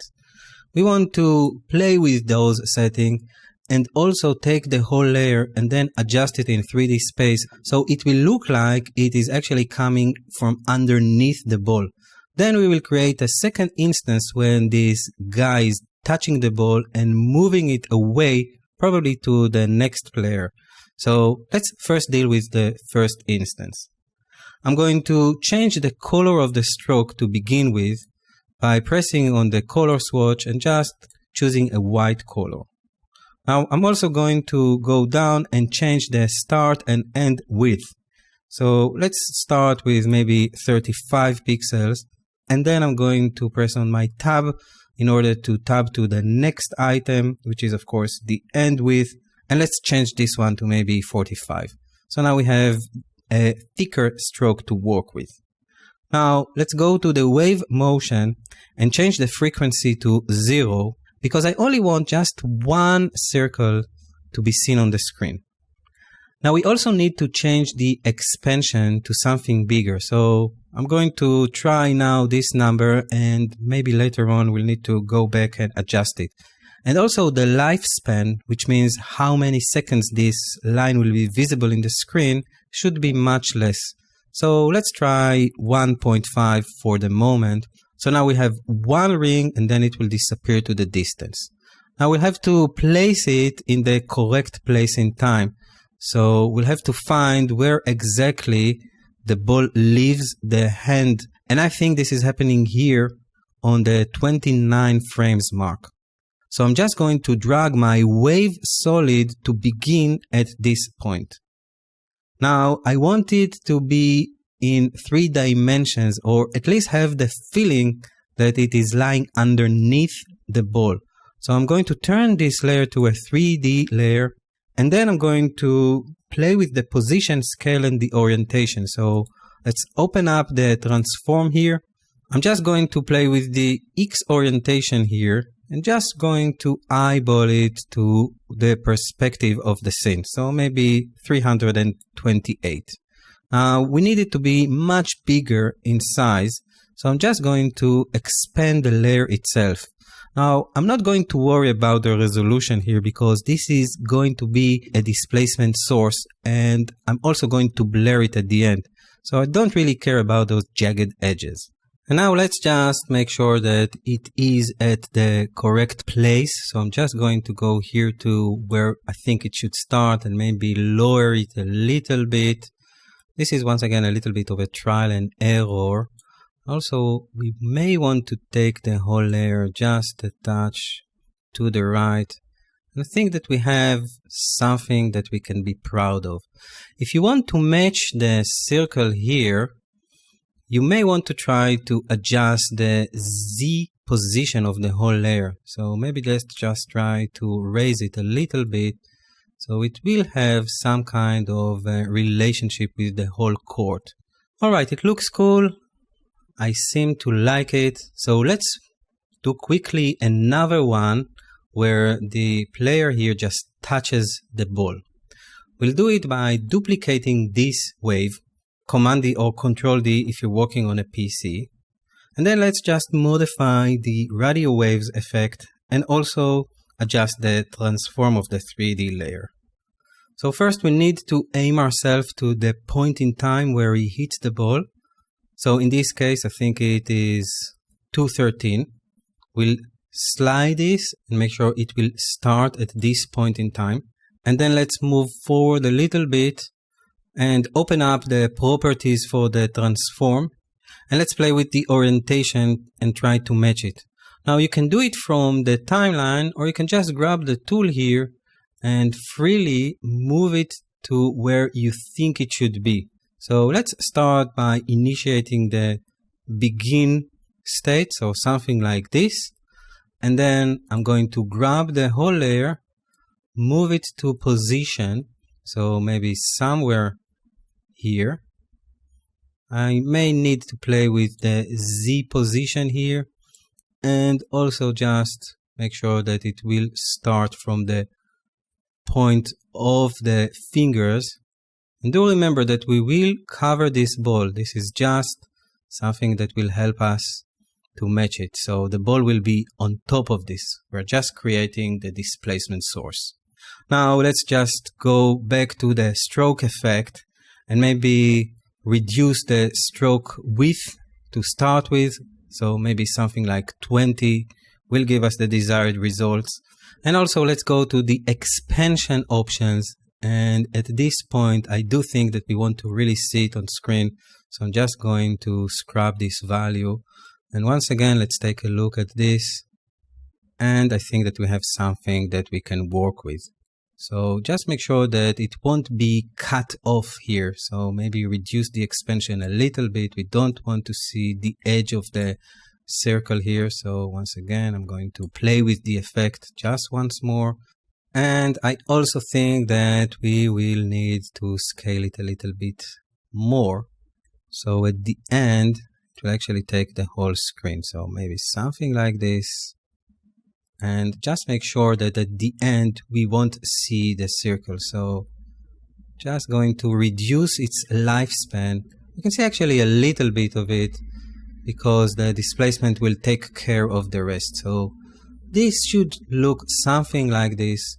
Once again, those numbers that I'm giving you are not set in stone. You have to try for yourself. Just create something which looks convincing enough. And now the final stage will be to add an adjustment layer and just blur this so the displacement will look a little bit more easy on the eye. Since I've already created one, I'm going to go to the project panel and just drag down one of my adjustments and make sure to set it as an adjustment layer. And then under blur and sharpen, let's take the fast blur effect and just give it 30 pixels blurriness and make sure to repeat the edge pixels.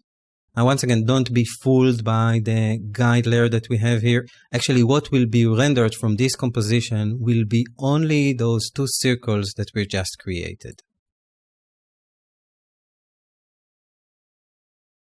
It's about time to composite all the elements that we've prepared and to create the final composition. I'm inside video treatment _04, which you can find in the third folder of the exercise file. And in the center of this movie, we will create the simulation of a shockwave displacement effect using the caustics effect.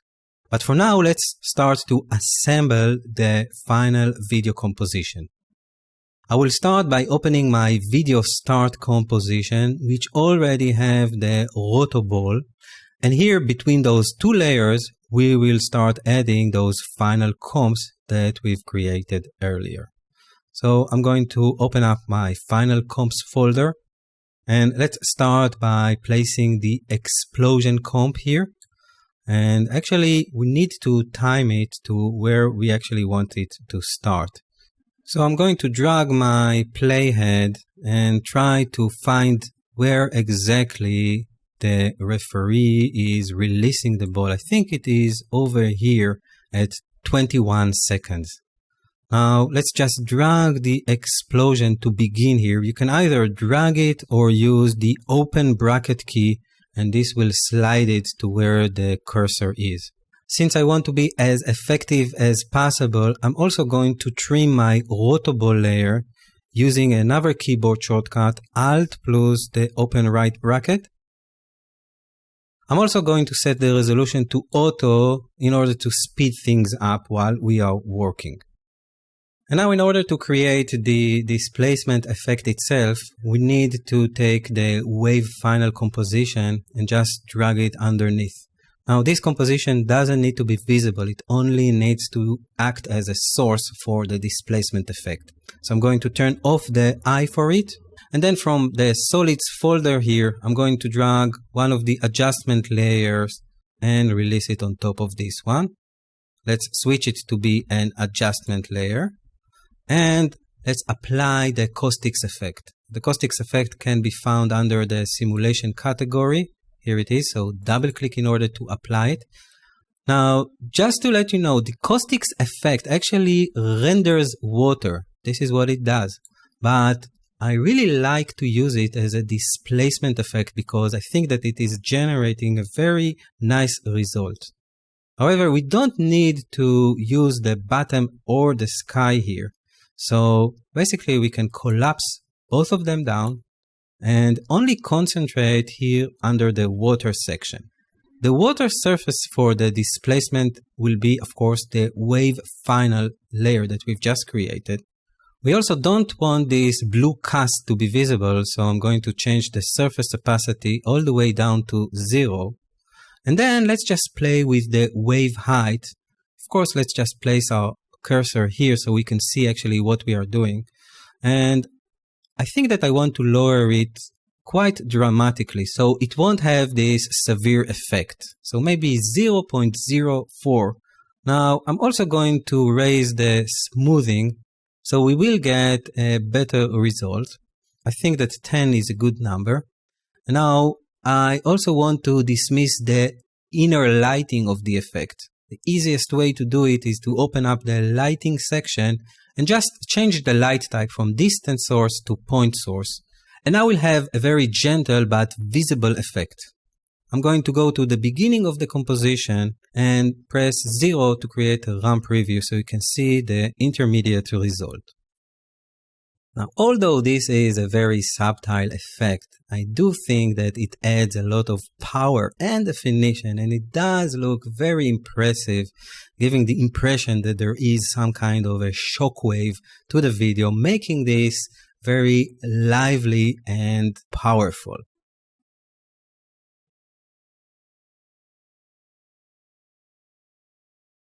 In this movie, we will improve the impact of the shot by focusing on the subject on hand and creating a shallow depth of field using a simple mask and a fast blur effect. I'm inside video treatment _05, which you can find in the third folder of the exercise file, and I have the video start composition open. And now let's just drag one of the adjustment layer that we have here under the solids folder and just place it above the adjustment layer that we already have, but below the explosion. I do want to keep the explosion in a separate layer, meaning that it won't be blurred or defocused. I'm also going to rename my layers here so I know exactly what everything is doing. First, let's enable the adjustment switch here, and the previous one should be a displacement, so we'll know what this one does, and this one will be vignette, so now we know what this will do. Okay, so let's start by creating a mask just to mask up the area that we want to keep in the frame. I'm going to zoom out by pressing Command or Control minus and just draw a circle shape around the middle of the court here. So something like this. Now let's open up the mask properties and create a nice feather to this one. So maybe 500 pixels. Now at this stage, let's add the levels effect. So under the effects and presets, start to type down levels and then just double click. Now we want to make everything very dark outside the circle. So I'm just going to play with the output white here, maybe around 150. Now, of course, I need to switch my mask operation. So instead of adding the mask, we will subtract it. And now it will affect the outer region. Now you can play with the mask expansion.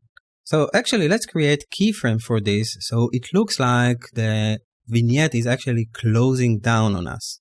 So here at the first frame, I'm going to create a keyframe for the mask expansion and then raise the value here.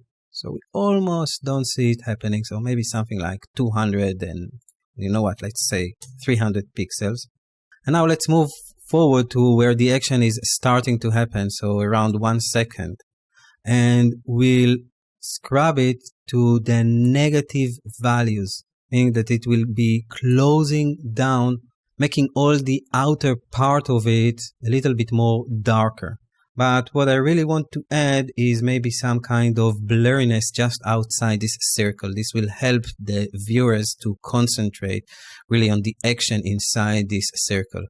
So I'm going to search for the blur effect and let's choose once again the fast blur effect.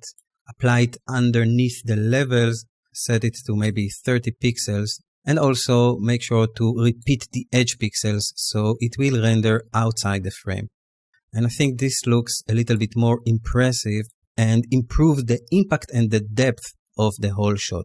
So let's go to the beginning here and create a run preview to check the results. Now you see the beauty of After Effects, how everything is coming together. I think that leaving the basketball and the explosion out of the defocus and the vignette has really got a nice impact and keeps the narrative and the important stuff in focus all the time. This, once again, will help to convey the story and actually will help to connect all the shots one with each other. You can also see that the water brush that we did is working perfectly for this example.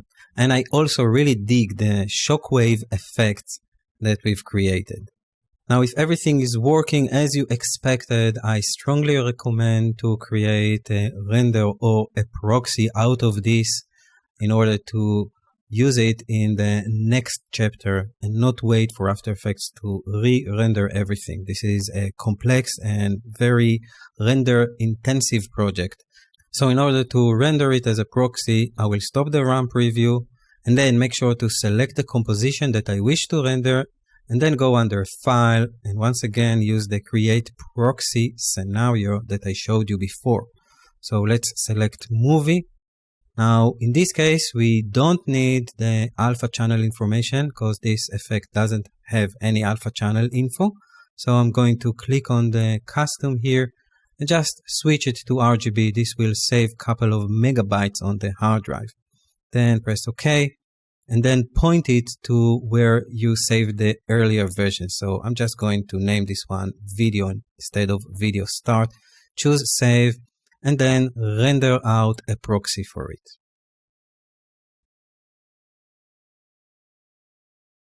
This chapter is very exciting. Not that the other one weren't, but now we can actually see the glory of After Effects, and we can understand how everything that we've planned carefully is combined into a single unique composition.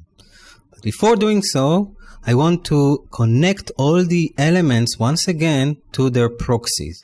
Now, this will be a little bit of a rehearsal of something that I've already showed you, but just to make sure that everyone is on the same page, I just think that it is important to show you this one once again.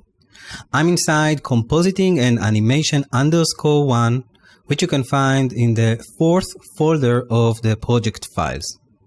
Here inside we have a folder for the begin comps and the final comps, which we will investigate in a moment. But for now, let's just open up the pre-comps folder. And here we have all those compositions that we worked on during the previous chapter. So I want to connect each one of them to the proxy file that I've rendered earlier, and this will make After Effects much more snappy and speedy and will help us to composite everything in a quicker fashion. So let's select Basketball 1, then go under File, and then we'll set a proxy file for it. You can also use the keyboard shortcut Option-Command-P on the Mac or Alt-Control-P on the PC. So let's select this one, navigate to the footage folder, and under proxies, you should find everything that we've already rendered. I'm going to choose basketball number 1 here and say open, and this will tie it to the render file on disk. I'm going to repeat the same steps now using the keyboard shortcuts for the other composition quickly, except for the live one. This is a very simple composition. We don't really need to render it, so we can actually use it in its open form. But all the other ones should be connected to the rendered movie on disk. Now you can also see that there is an information here on the project panel. You can see that this composition is actually this one, and it will be used with the video file here named video.mov. And of course you can always recheck it by double clicking on it, and you should see the red flag saying proxy enabled.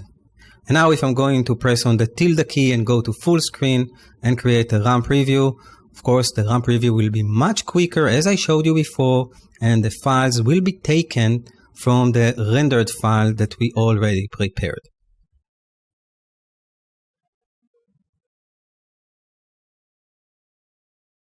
In this movie, we'll establish the opening shot with quick upbeat animation that matches the music. I'm inside the After Effects project named Compositing and Animation _2, which you can find in the 4th folder of the footage and project files.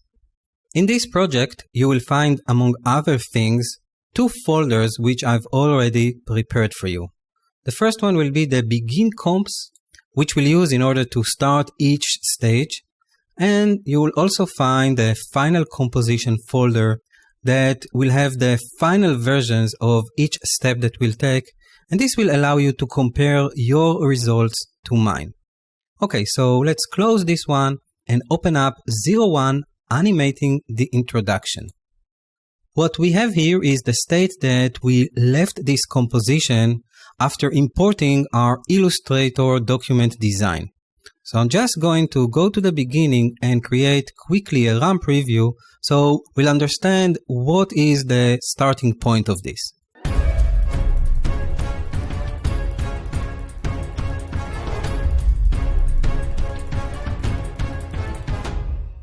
So we see that indeed nothing really happening on the first 2.5 seconds, and then we have our rendered video composition, and then we have the final pack shot. Everything here is ready for us to begin. So let's move to the beginning of the composition and let's animate the first part. To begin with, I want to drag down the basketball composition and place it underneath layer number 4. And then underneath the basketball composition, I'm going to drag down shutter number 1. So if we're just going to solo those 2 layers, This is what we have, the basketball, and underneath the shutter explosion.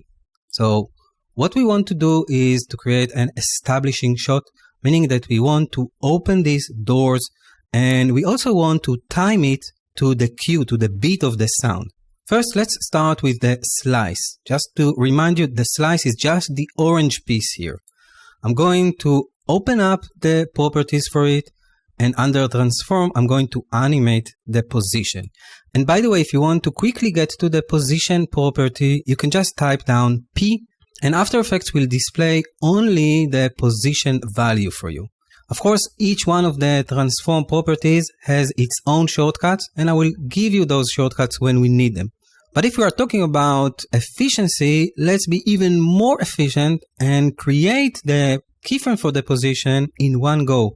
Meaning that instead of pressing on the P letter at the keyboard and then set up the position keyframe, which is okay, you can do it in one take.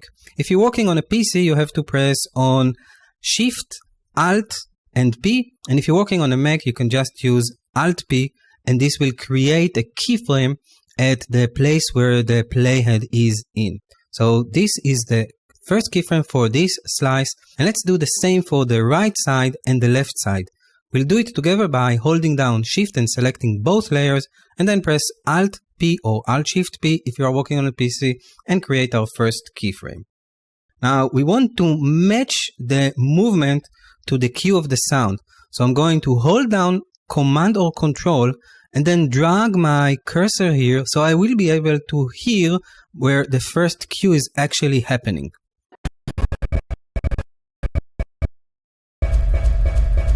Okay, so I think that this is the correct place, so 12 frames in this instance. Now let's return to the slice layer and then just drag it all the way outside of the frame. Now in my case, I ran out of room. I reached the end of my screen, so I can either do it once again or hold down Shift, and then it will increment 10 times faster. So I'm just going to drag it until it won't be visible over here.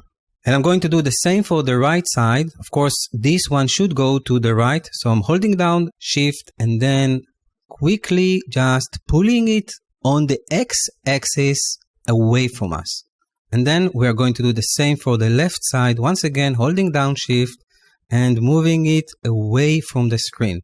Now let's go to the beginning and just look at the little animation that we've just created.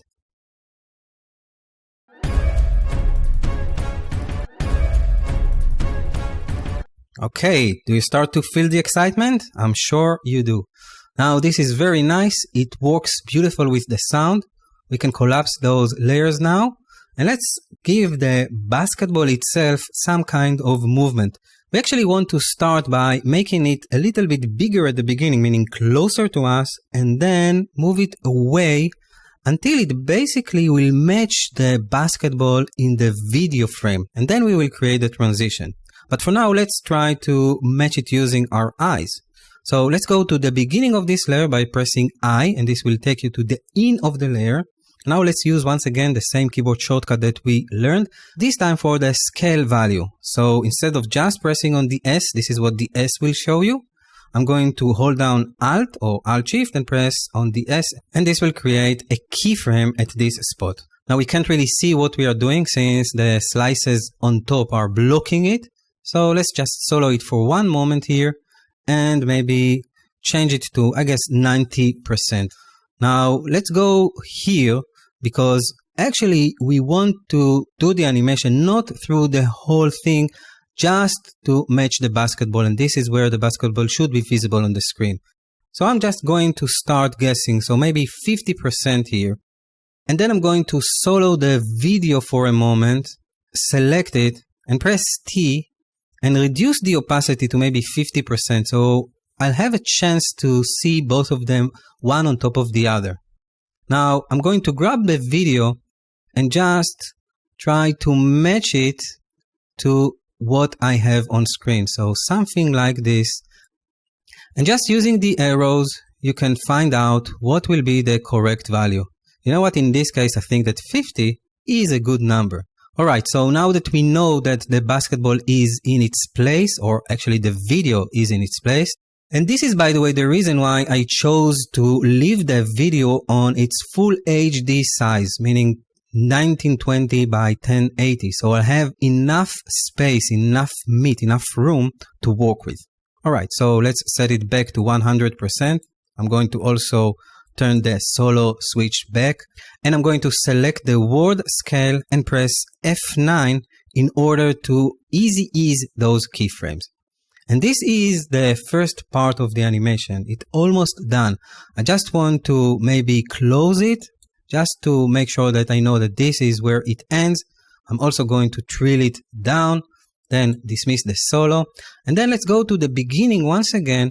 And I just want to create a little bit of a shadow, of a depth between those slices, between the layers here.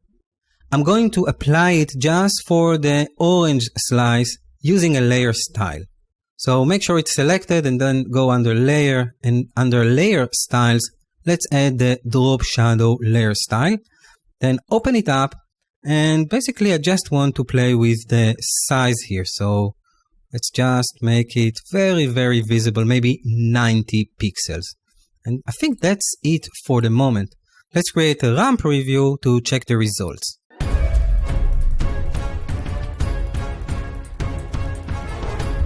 Excellent. It looks good, works well with the beat, and that's it for the introduction. In this movie, we'll tailor a fine transition between the moving graphics and the live video action using the circle effect. Of course, we will also time it to the sound cue as always. I'm inside Compositing and Animation _3. This is an After Effects project which you can find inside the 4th folder of the project and exercise file. So I'm going to open 02 transition to the video, and this is the composition where we left off next time. So we have the opening of the sliding door, the sliding slices. Now we need to create the transition for the video. Now we already matched the video more or less to the place of the basketball here. But just to remind you what we did earlier, I'm going to do it once more because this is a very important step and I don't want you to miss it. So I'm going to press T in order to show the opacity of the video and then turn it to maybe 50%.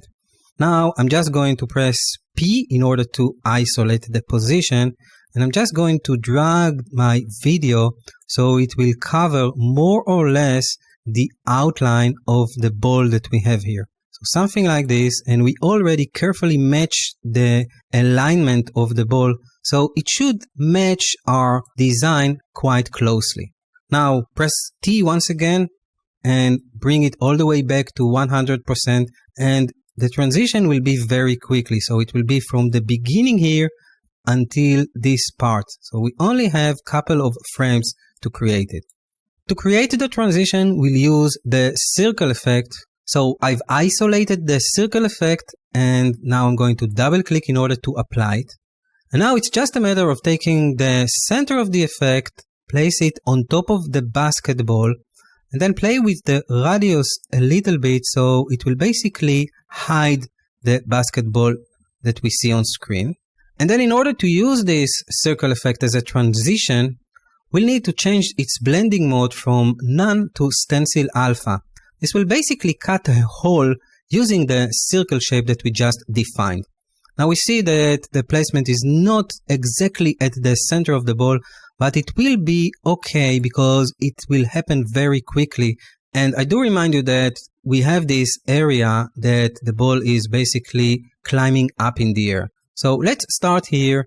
And let's also give ourselves a little bit of an outer feather by changing the feather value here. I'm going to start with a very low number, maybe 10 in this case, and then go all the way back until I will not see anything. So basically start the radius from 0. Now I'm going to create a keyframe for the radius, and also let's set a keyframe for the feather outer edge as well. And now let's move forward to the end of the transition. And then I'm going to scrub this value all the way until we see the whole frame. Now I'm going to step one frame backward using the page down and just check that it is looking quite nicely.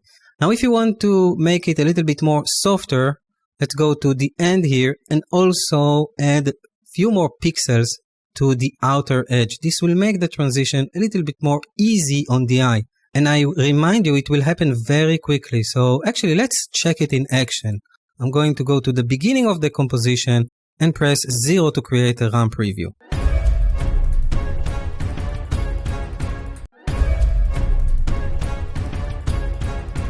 Later on, we're also going to add a few sound effects that will emphasize those transitions. But for now, this will suffice. The last thing that I want to create here is to actually control the scale of the video itself. So the video composition still has the full HD dimensions, which means that when we reach the end of it, we actually can't see that the ball is leaving the screen. I also suspect that we might need to increase the radius of the circle effect because it may be still visible. And here, let me show you what I mean. I'm going to press S in order to see the scale of this video. And let's go to the place where the video is fully visible after it's finished its transition, so this point. And then I'm going to click to create a scale keyframe. Now I'm going to go to the end of this clip by pressing O in the keyboard. And I just want to fit the picture or to fit the frame into the new dimensions here. And I just want to remind you that this comp is 720p. So the fastest way to achieve this will be to select the video and then go under Layer and under Transform, ask it to fit to comp. And now it will be scaled down exactly to the dimensions of the comp. And as I suspected, we indeed see the radius of the circle effect. So let's press U in order to see the keyframes. And just few frames after this, I just want to make sure that I will scrub this value a little bit more, just that when we are getting to this state, we will not get any leftovers. And you see, this is not enough. So maybe I should do it over here. Just going to scale it a little bit more further. And then basically cut this info, cut this keyframe, press J in order to return to the previous one. And then just paste this information, which means that now the video will be scaled down and the transition will be finalized. So let's see it once again from the top.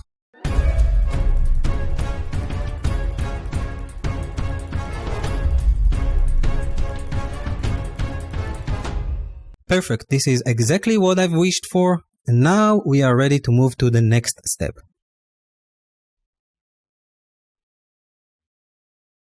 In this movie, we'll deal with the last part of the animation. We'll add the second layers of basketball and explosion that we've created, and we'll add to them some vector art graphics to create the closure pack shot.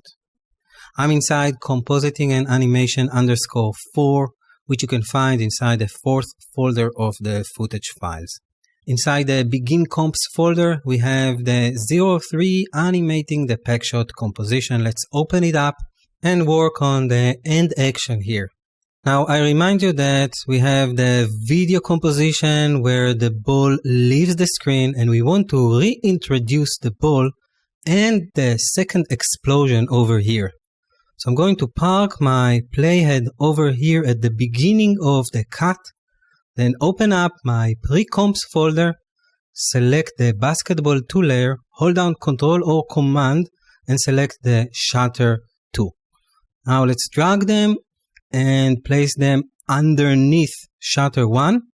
And I'm still holding down the mouse, then go to the right, and I have a second time indicator, which I'm then going to align on top of my current one, and then I'm going to release. This way, I ended up with both layers at the new location. Now, while they are still selected, I'm going to place them at the correct place, maybe somewhere over here. And now I'm going to press F2 to deselect, select the basketball layer, then press P and Shift S to see the position and scale properties. Since I know that this should be the final position, I'm going to move forward 5 frames using page down. So 1, 2, 3, 4, 5 to 5 and 28 frames. And then I'm going to enable keyframes for both the position and the scale. Then I'm going to press I in order to go to the beginning of this layer. And then I'm going to grab and hold this basketball and move it away from the screen. Now using the mouse wheel, I'll zoom out of the composition and then just create a nice curve for the ball to fall into its final place. So something like this.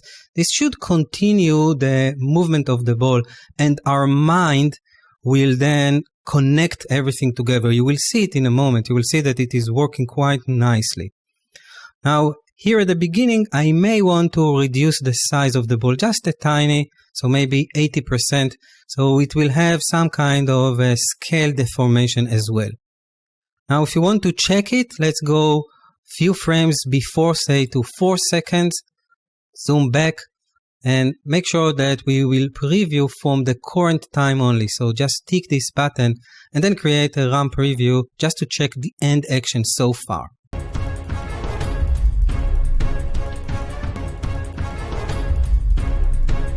And I think it's working very nice. Of course, we'll have to add some motion blur later and also a few sound effects to emphasize the effect itself, but we have a nice starting point. Now, if you pay close attention, you will see that indeed we see the explosion before the basketball actually hits it. So just make sure to park on the second keyframe and then trim the beginning of the second shutter effect, so we won't see any shattering happening before the basketball reaches its final destination. I'm also going to grab this shutter effect and maybe just place it in a better position.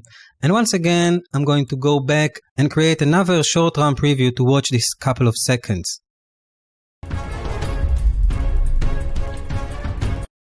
Okay, I think it's working very nicely. Now we need also to treat the date and the live animation as well. Let's begin with the date. I'm going to press K in order to move to the keyframe that I already have, and then another time on the K letter in the keyboard. And now that I know that this is the final state, once again I'm going to press Alt P or Alt Shift P on the PC and create a keyframe for the date. And this is the date, the November 10 slice here, just to make sure that this will time itself to the same rhythm. Now I'm going to once again press I to get to the in point of the layer, and we'll do a very simple animation of sliding this layer into its position. So now we'll have everything happening at the same time, and I think this little touch will help us to really sell the effect. Now let's go to the last marker that we have here on 8 seconds and 23 frames, and this is where the last action of the pack shot will happen. And by that I refer to the live animation that we did. So I'm going to select the live animation and just slide it to place, making sure that it will begin at this time. Now, usually what I would do is drag this, hold down Alt and let go. And this will replace the graphics with the live composition that we've prepared. But in this case, it will not work because the dimensions are different. So we have a different location. And also the animation is actually starting at the beginning here. So now if we're going to just scrub the timeline, we won't see anything on screen. So let's backward one step by undoing the last operation. And let's just do it the old-fashioned way by just dragging this, placing it on top of the other layers on the timeline, and then just drag it and place it exactly on top of the other layer. You can also use the cursor arrows on the keyboard just to make sure that it is indeed on top of everything. And of course, the last step will be to trim it, or actually to start it here at the beginning. And then we can basically select the old layer and delete it. Now let's fit the window using Shift plus question mark. We can also select all the layers and drill them down, so we won't be bothered with those keyframes. And we just want to make sure to select the second instance of the basketball, enable motion blur for it, and also for the date layer as well, because both of them are moving very fast into our scene. So let's just check them. Of course, let's enable motion blur for the whole composition. And this way they will look a little bit more convincing. I also want to enable motion blur for our first slices here. So let's just make sure that everything here will be selected as well. And this may introduce a slight problem, because now when the motion blur is active and the movement is so quick, we can actually see underneath the beginning of the motion blur. Now there are a couple of fixes for this problem, but I'm going to once again take the faster lane by selecting all those 3 layers, pressing U in order to see the keyframes, and then marquee around the first 3 keyframes, and let's just zoom in, and I'm just going to move them 1 frame to the right. Now, since there is no movement here, we actually fix this problem. It's still going to work because the cue actually for the animation is over here, so nothing has been changed in terms of our sound and beats. Okay, let's zoom out, and I think that we are ready to check the state that we are in right now. So I'm going to go to full screen and create another ramp preview.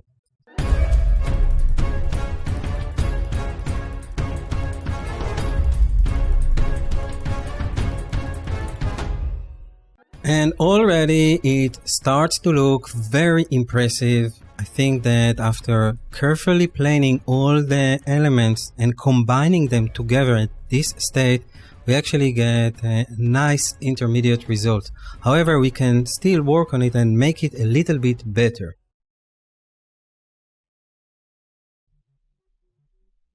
Our composition is starting to shape itself into its final state. However, there are a couple of things missing. I want to play this for you once again.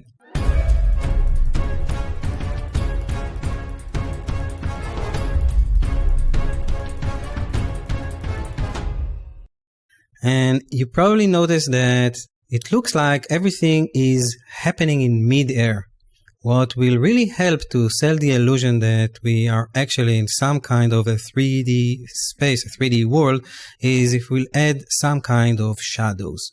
This is a workaround which I rely on heavily when compositing 2D and 3D elements, just in order to create some atmosphere to the shot. Now I'm working inside compositing and animation _05, which is a continuing After Effects project that you can find inside the 4th folder of the footage and project files. We're actually going to use each one of the layers that needs to cast a shadow as a duplicate of its own, meaning that we will, for example, grab the basketball layer here and duplicate a copy of it. Now immediately I'm going to rename this one basketball 1 shadow so I know what it does. I'm going to also make myself a little bit more room to work here, and then right click here and enable the parent column. So after creating this duplicate, the first thing that I like to do is parent it to the upper layer. And this way, if I need to change anything later on, I only have to worry about the basketball itself. So now let's fit the composition to the new window so we can see all the border around. And then I'm going to actually apply 3 effects to this basketball duplicate layer. So I'm going to make myself a little bit more room by closing the info in the audio panels. And then under the effects and presets, I'm going to look for the fill effect, double click to apply it. And then I'm going to immediately apply another effect. This one will be the transform effect. So double click to apply it after the fill effect. And then I'm going to type fast B in order to see the fast blur effect and double click to apply this one. The first step will be to change the color of the fill effect to black. So if we're going to take a look at what we have underneath our basketball, we have another basketball, this time filled with black. And now let's work with the transform properties to place this effect underneath our basketball. So I'm going to dismiss this uniform scale and change this value to 8. And now I'm going to just drag the position of it and basically place it where I think it should land. So something here underneath on the floor, maybe like this. Now, of course, you can do it with the transform of the layer itself. I mean, you can open it here, and then under the transform, you can play with it. But since we already have keyframes, I don't want to mess with the animation in place. I also want to save it as an animation preset for later use, instead of creating this effect over and over again. So using the transform effect will actually give us all those things. So let's go down and change the opacity to say 50% to begin with. And we'll create a soft shadow here by raising the blurriness amount to maybe 40. And if we are going to take a look here, we can see that the shadow is actually moving with the basketball. And it really helps to sell the idea that there is some kind of a definition here. Now, I may want to pull it a little bit down because I don't want it to interfere or to mix with the explosion itself. So this is something that you have to work on just until you get a satisfying result. Once you are happy with the result, we can collapse all the three effects here. And then I'm going to grab all three and release them on top of the effects and presets panel. This will promote you with the opportunity to save these effects, all three, as an animation preset. It will also probably going to point you to the user presets folder on your hard drive. But since I want to share this effect with you, I'm actually going to save it inside our footage folder. And you can see that I already have this effect for you. So let's just replace it. I'm going to name this one Shadow Preset, and I'm going to replace it. Now you may get this warning that After Effects is going to throw at you, saying that when you are saving an animation effect outside the default folder, it will not be visible next time you launch the software. So under the effects and preset, you will not be able to see it. So this is up to you, but once again, I just want to share this effect with you. I'm going to say okay for this. And of course, we will be able to call it once again because it will wait for you under the animation menu here under the recent animation preset. So this is what we just saved, and we just need to reuse it in this composition, in this project. But of course, you should save it in the user preset folder. Okay, so let's see how this actually works. We're going to take the same steps once again. So select the shutter 01 and then press Command or Control D in order to duplicate it. Once again, I'm going to immediately rename this one Shutter 1 Shadow. And then I'm going to parent it to the Shutter 1, the layer above it. And then while it's still selected, I'm going to go to the animation menu. And then under recent animation presets, you can apply the recent preset that we just saved. And now you probably need to go to the transform effect and just play with the position so it will be visible at the place that you want it to be. So maybe something like this. You can also play with the scale width. So I may want to reduce the scale width to maybe 90. And also let's go down and maybe raise the opacity just a touch. Of course, you can change your mind later on, or you can animate those properties just to give you the desired result. But this is a good starting point. And we do see indeed that when we have this, it actually helps to sell the idea that we have some kind of a definition. I think that we might want to go with the opacity all the way to 100% and maybe go back to the basketball shadow here. And in this case, maybe even lower it a little bit. So we'll have a nice mix between those two and see how much this contributes to the whole atmosphere. So at this stage, what I'm going to do now is basically create the same shadows for the other layers that I have in the pack shot, meaning for the basketball, for the explosion, the live, and the date. And then I will fast forward the recording and show you the outcome. So after applying the same preset and modify it a little bit, we get this result where we have shadows underneath our object here. This is the first scene. And then you can see that we also have shadows coming from above the basketball and the explosion, and also underneath the date, and of course for the live action. All of the shadows are done using the same technique. And now the last step that I recommend, this is just a cosmetic thing, which probably will help you if you want to return to this composition and make some changes. So at first glimpse, you will see a lot of layers. So let's just try to get rid of some of the visual noise. By that I mean to select all the layers that has shadows, and I'm going to select the first one, then hold down Command on Mac, Control on PC, select the other one, and this one as well. Also this one has a shadow, and this one as well, and I think that we have also the date one. So all those layers with a shadow underneath, I want to color them differently so I'll get a sense immediately that this is a shadow layer. You can do it easily by going to the Edit menu, and under Label, I'm just going to select None, because None will have basically a gray color, and for me this is the closest one that relates to shadows. So once again, this is an optional step, you don't have to do it, it's just something which I found very useful. Let's bring back the screen to 50% so we can see it a little bit better. And let's go to the beginning and once again create another run preview just to see where we are now.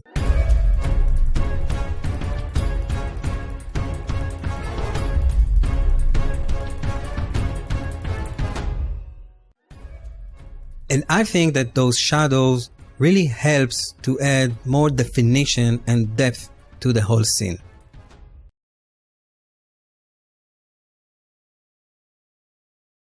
Our project is almost at its final state. However, nothing will help to emphasize the drama more than adding few sound effects, which will really help to sell the shot and the mood of the promo.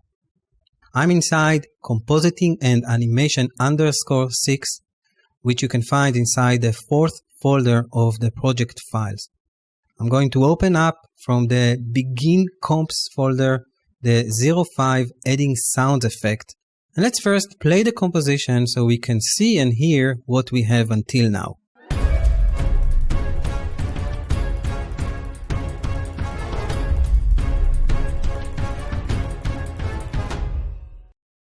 Okay, it looks quite nice and it does sound very interesting, but let's make it even better. Under the Source Files folder, if you open it up, you will find an audio folder. In this folder, there are 4 files. One of them is our soundtrack that we are already using, and there are also 3 more sound effects, which we will add now. But first, let's hear them one at a time. I'll start with the explosion. I'm going to double click on it and press on the period key on my number pad in order to hear the audio.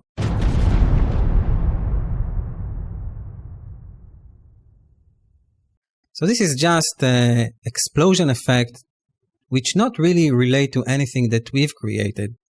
But see how much it will contribute to the atmosphere if we are just going to drag it down and basically just play it from the beginning. It should correspond to the explosion that we have visually. So let's now see and hear both of them playing together. And as you can see, it contributes a lot to the atmosphere because it really emphasizes the feeling that there is some kind of an explosion. Now later on in the video, we have this wave impact here, this air blasting effect, and we may want to emphasize it as well. So I have another sort of explosion file. I just want you to take a listen to it by its own. So once again, double click and 0 or period on the numpad.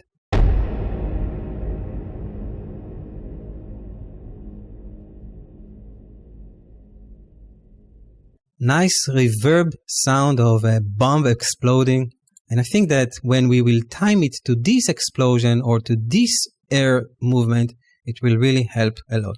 So I'm going to drag it once again. I'm going to move my playhead until I think that I'm getting to the right point. So maybe something around here. And then I'm going to press LL in sequence just in order to see the waveform monitor. And we might need to play with it until we get it to really time with the music. So let's go from here and create another run preview. So 0. It's almost at the right position. I think that we need to pull it a little bit back. And once again, let's hear it from this point. Maybe a touch more. Once again, another run preview. It looks and sounds great. Now I have to be honest, After Effects is not the perfect software to do this kind of work. But I just want to take the time and show you how much we can achieve just by applying 3 sound effects. And if you want, you can take it even further if you have those kind of special effects and really dress your video and audio to tell the story. Everything that you show on the screen, everything that have a graphic representation should be accompanied with 1 or more sound effect. For this example, I'm just going to settle for another one, which is here where the ball is actually entering the screen. So I will find the correct moment in time, and then let's hear the last audio effect that I have for you. So double click and run preview it. Another nice impact effect. Let's drag it to the timeline and try to time it to the landing of the basketball. Once again, double L in order to show the waveform. And I think that we can visually tie it to its place. So from here, let's create another run preview.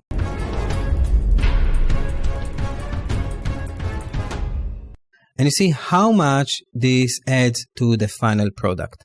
Now let's close everything and move to full frame and create a final run preview with our sound effects.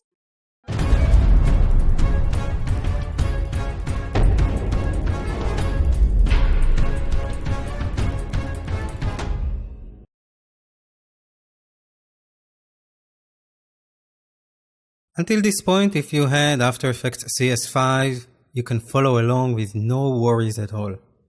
But in this chapter, I want to take our creation, the final comp, a step further and to actually add some 3D extrusion with light and depth and materials. So if you want to follow along, you must have at least After Effects CS6. So in this movie, we'll start by converting a vector layer to shapes and then rearrange the shapes to be used as a base for our 3D extrusion.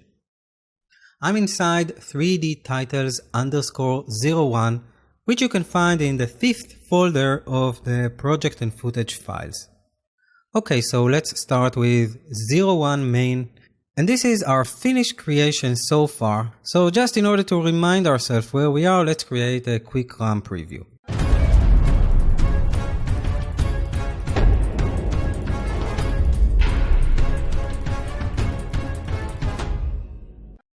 So we have all the elements in place, including our nice sound effects, which really helps to emphasize the moment and the excitement. So now I want to concentrate on the third part of our movie, the peg shot part. I want to take it a step further and create some nice 3D titles with extrusion and maybe some bevel and lights in order to give this promo its final touch. So we want to identify the layers that we need to worry about. And what I'm referring to is this pegshot vector file. I just want to solo it for a moment. So this is actually consists of those 2 slices and the text. And we also should think about the date here, which is part of the last frame.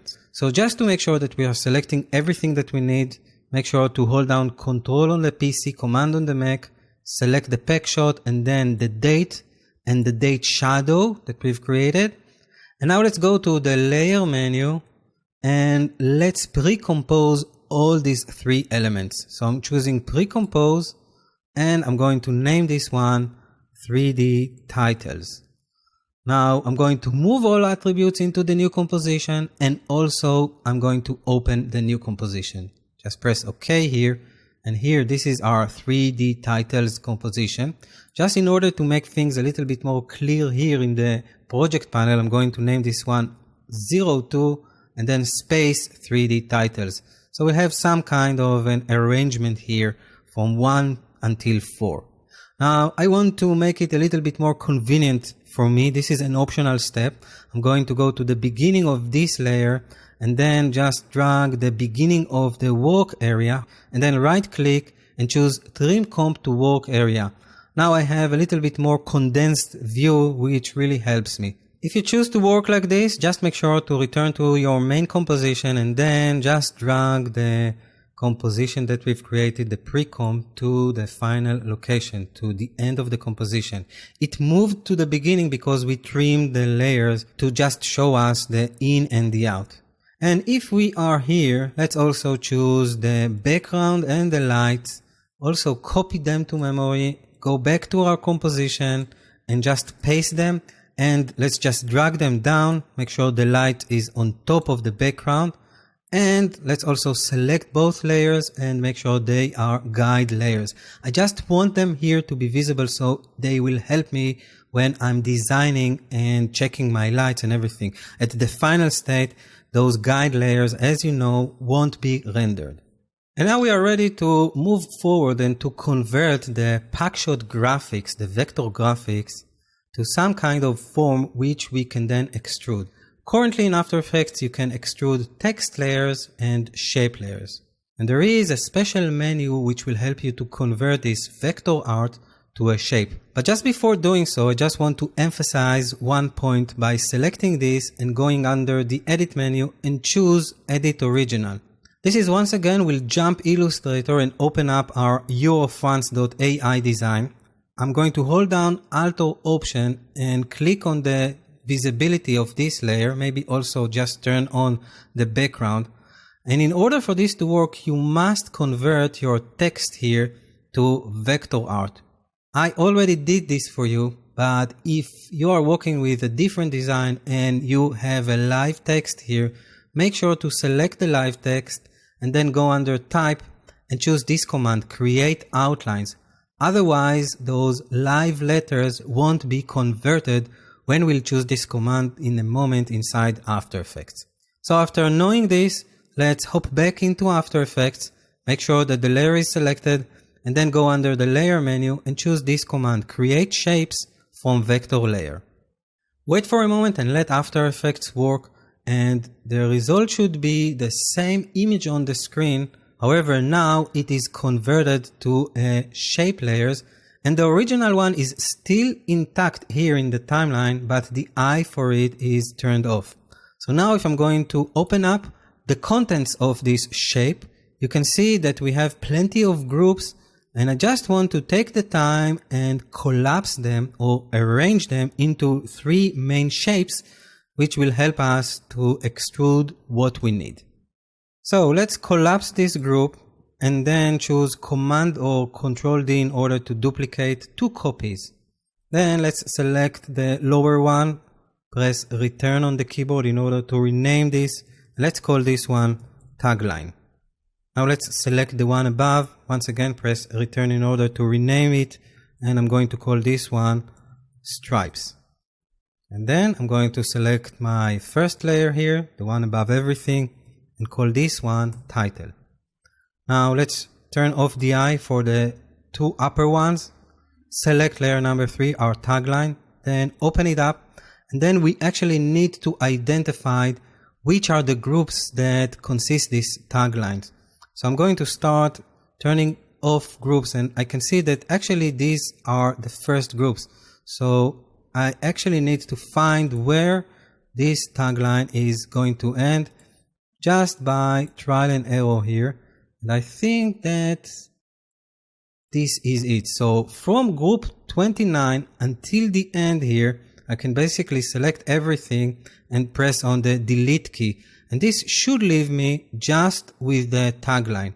Now, if it is a little hard to see, you can always switch off the mask path here, or you can go to the View menu and choose this command, Show Layer Controls, which basically hides all the handles and the outline around the layer. So let's leave it like this in order to make sure that we are actually selecting everything that we need. Now let's isolate the stripes, and this time we can turn off the eye for the lower layer. So we know that from group 1 until group 28, these are all our tag layers, so we can actually delete those.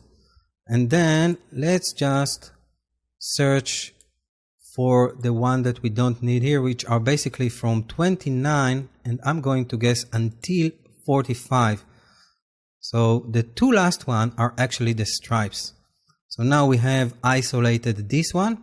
Now let's go back and once again turn on the title one. And now we know that from group 1 until group 28, these are all relevant for the tagline, and the last two groups are the stripes. So now we have our titles, which are separated items, separated shape layer.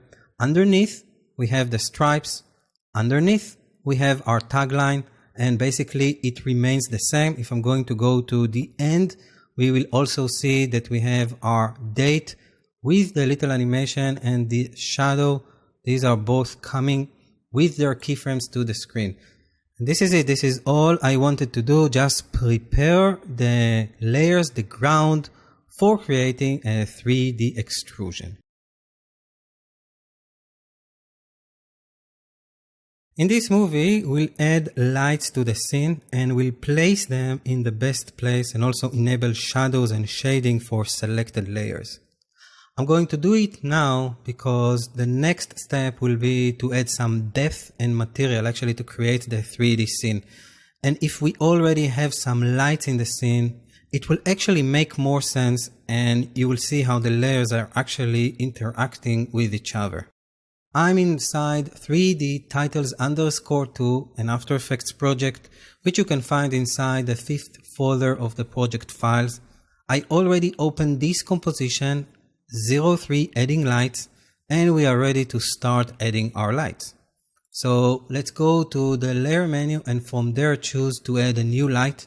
Our first light will be a point light. I also like to name my lights, so I'm going to call this one point 1. The intensity is 100% and the color is white. I'm going to say OK. And of course, we'll get the After Effects warning that lights will not affect 2D layers. So let's hit OK. And let's actually convert the 3 shapes that we have here to be a 3D layers. And now we can see actually that the light is affecting them. I'm also going to convert the date and the date shadow to 3D as well. And let's just place our current time indicator here in the middle. And this is actually the reason why we brought those 2 layers into this composition. If we choose to leave them as is, they will still behave as a 2D, hence giving us some different shade of orange. And I think that it may look a little bit strange. So by doing it like this, we are taking care of the whole 3D world, the whole 3D environment. Alright, so I'm going to press P and basically change the position of the light to a better place, in my opinion, of course.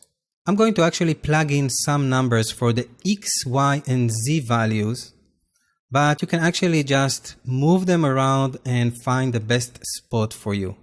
In my case, I'm going to start with 1000 for the X value, and then 300 for the Y, and then let's just go with -400 for the Z.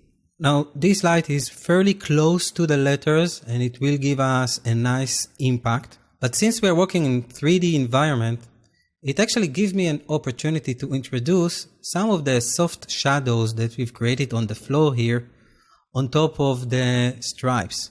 To do so, you can either double click on the light and choose Cast Shadows, or in my case, I'm going to duplicate my light, pressing on Command D on the Mac, Control D on the PC. And then placing this light, I just press P in order to show the position properties. So I'm going to drag this light actually closer to us, so maybe -2000. And I might want to change its X position as well, so let's say 450. Now in order to show you where this light is, I just quickly want to switch to my top view and then use my wheel on the mouse just in order to show you that this is where this light will cast its light. So let's once again return to the previous state, to the active camera. Actually, we are not going to enable a camera here. This will be a very basic 3D composition, but it will just illustrate what I had in mind. So in order to cast some shadows, I'm just going to double click on this point light and just enable cast shadows. Now we might need to change the darkness and the diffusion later on after we'll add some depth and 3Dness to the letters. But for now, let's just choose OK. Now, the reason that we're not seeing any shadows is basically for two reasons. The first one is that you need to enable cast shadows for the layer that you want to cast shadows onto. So in my case, I'm going to select layer number 3, open up its properties, and under the material options, you need to turn on cast shadows for the layer itself.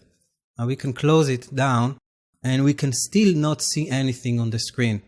And now the reason is that all 3 layers are basically in the same Z plane. So if I'm going to select them and press P, we can see that everybody has the same Z plane, which is 0.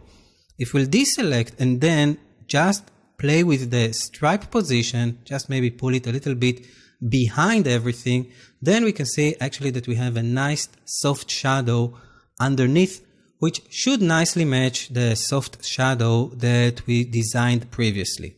So now if you want to return to the previous design, just press S and then just scale it back to its previous location. If you want to compare it to the original design, you can always turn on the pack shot and just make sure that they are indeed at the same location. And this is all I wanted to do at this stage. Add 2 lights and then just define the cast shadows properties. Later on, when we'll add depth to our letters, we might want to add additional light just in order for everything to look more fancy. But for now, this is all we need to do. In this movie, we'll add extrusion and define reflectivity for the main title. We'll also color the faces, bevels, and sides to match the color scheme of the promo. I'm inside 3D titles _03, which you can find in the 5th folder of the project files. And I've already opened up this composition 04 depth and materials. In order to take advantage of the new 3D capabilities of CS6, we must change our renderer. The easiest and fastest way to do so is to press on this little button. This will initiate the composition setting dialog and will also switch you to the advanced tab. From here you can choose, instead of classic 3D, the ray trace 3D, and then choose OK. Now you might get this alert say that there are things that you can and cannot do. Make sure to read it, and I will also suggest to leave this at least to show once per session. In general, we can create extrude and bevel text and shapes, reflection, refraction, environment layers, curved footage layers, and such. But we do not get access to use blend modes, some track mattes, layer styles, etc. For now, I'm going to just say OK. And you probably noticed that there is a change when we are previewing this composition. Those new previewing modes can be found under this lightning icon here. And we are currently working on adaptive resolution. Or if you don't have a supported GPU card, you can switch to the draft or even the fast draft mode, which will let you design more quickly. But in this mode, for example, fast draft, you will not see any reflections or shadows. I'm going to switch back to adaptive resolution since I have a dedicated GPU card, which should be fine for all that we are going to do here. And let's begin. So for starters, I want to select my title here and just add some extrusion to it. You can do it by opening the geometry options here and then just decide how much you want to change this value, the extrusion depth. I'm going to go with 40 for this moment, and you will see that indeed our letters now have some kind of a depth to them. If you want to take a closer look, you can change the view mode here to custom view 1 and maybe zoom in a little bit, or just use the camera tools in order to maybe track the virtual camera here and select maybe the pan XY tool. This is just to show you that indeed we added now a depth to our letters. I'm going to press escape to return to my previous mode, and let's continue to colorize and design the letters. In order to easily see what I'm doing, I'm going to dismiss the mask view here And then I want to basically change the side and the bevel colors of my letter. Actually, I want to match them to the colors that we have here. Now, in order to do so, you need to select the contents of the shape layer itself. Then you need to open it up. And then from the add menu here or from the add menu here, you can actually add colors to the front, bevel, side, back, along with other options. But in order to do so, you can't just add the colors to whatever you like. You need first to group all your groups. I just want to show you what will happen if I'm going to just choose bevel color and let go. I'm going to get a warning that in order to apply a surface material, I need to group my multiple shapes into one group. And also there are a couple of instructions how to do so.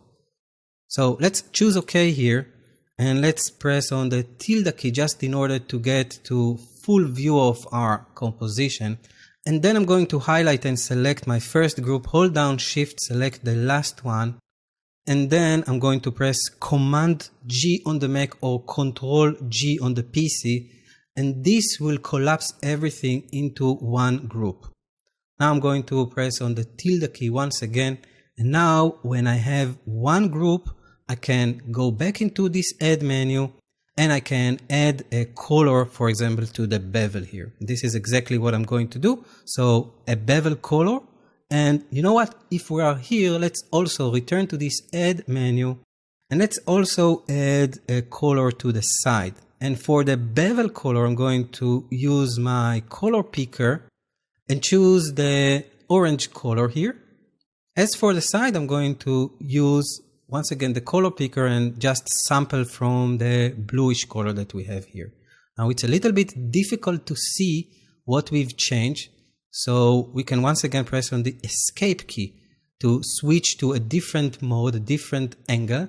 But as I suggested earlier, we might need to add additional light just to make sure that we are seeing those nice colors that we just added.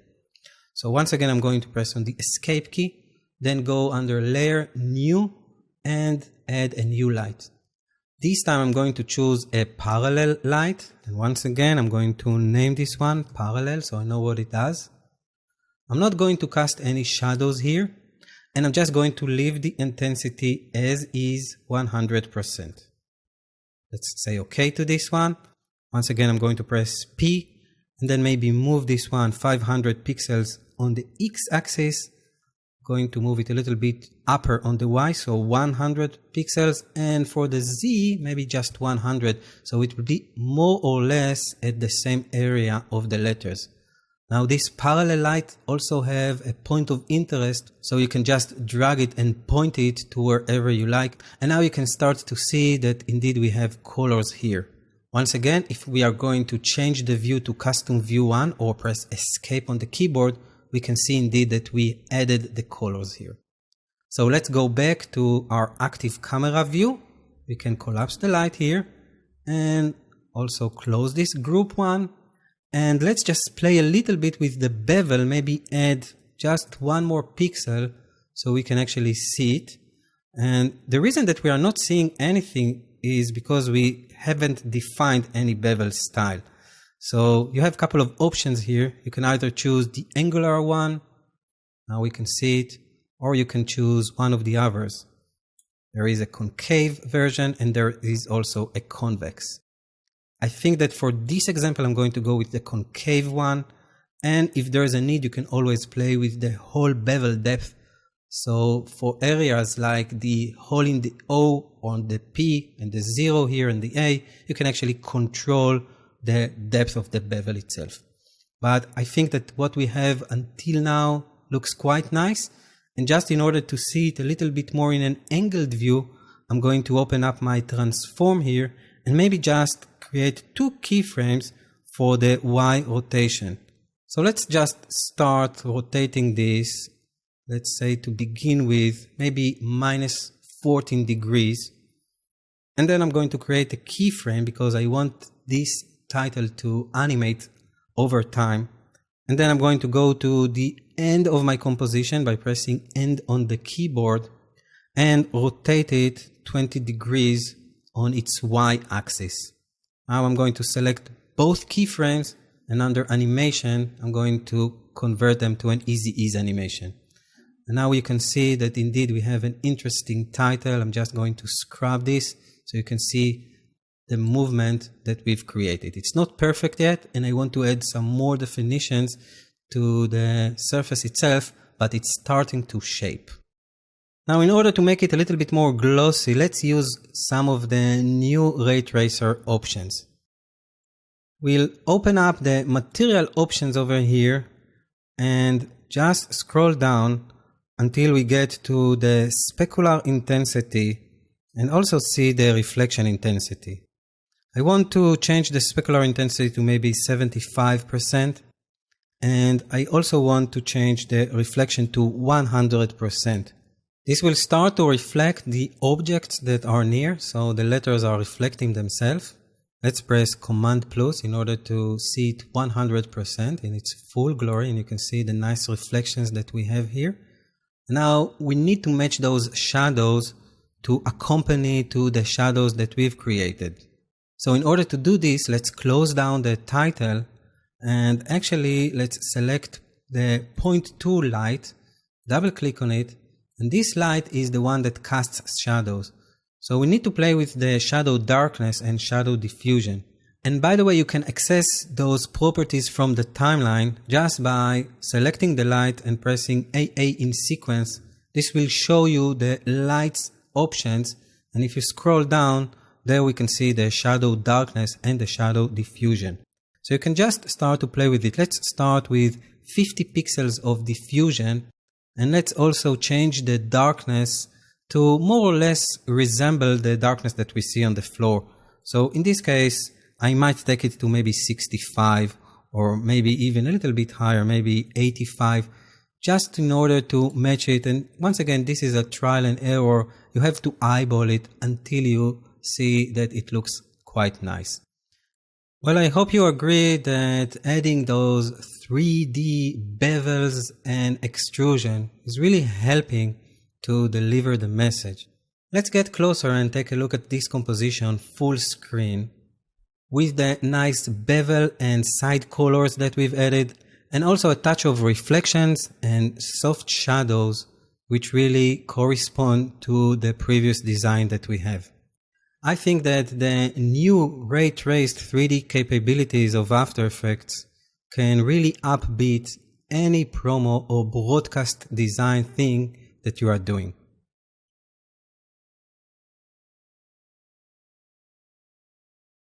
In this movie, I'll show you how to set up your project to final render.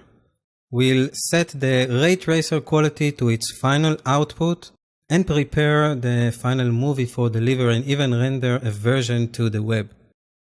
Now there are a few gotchas here and there, so I just want to take the time and show you what you need to know in order to prepare your final movie, the final delivery.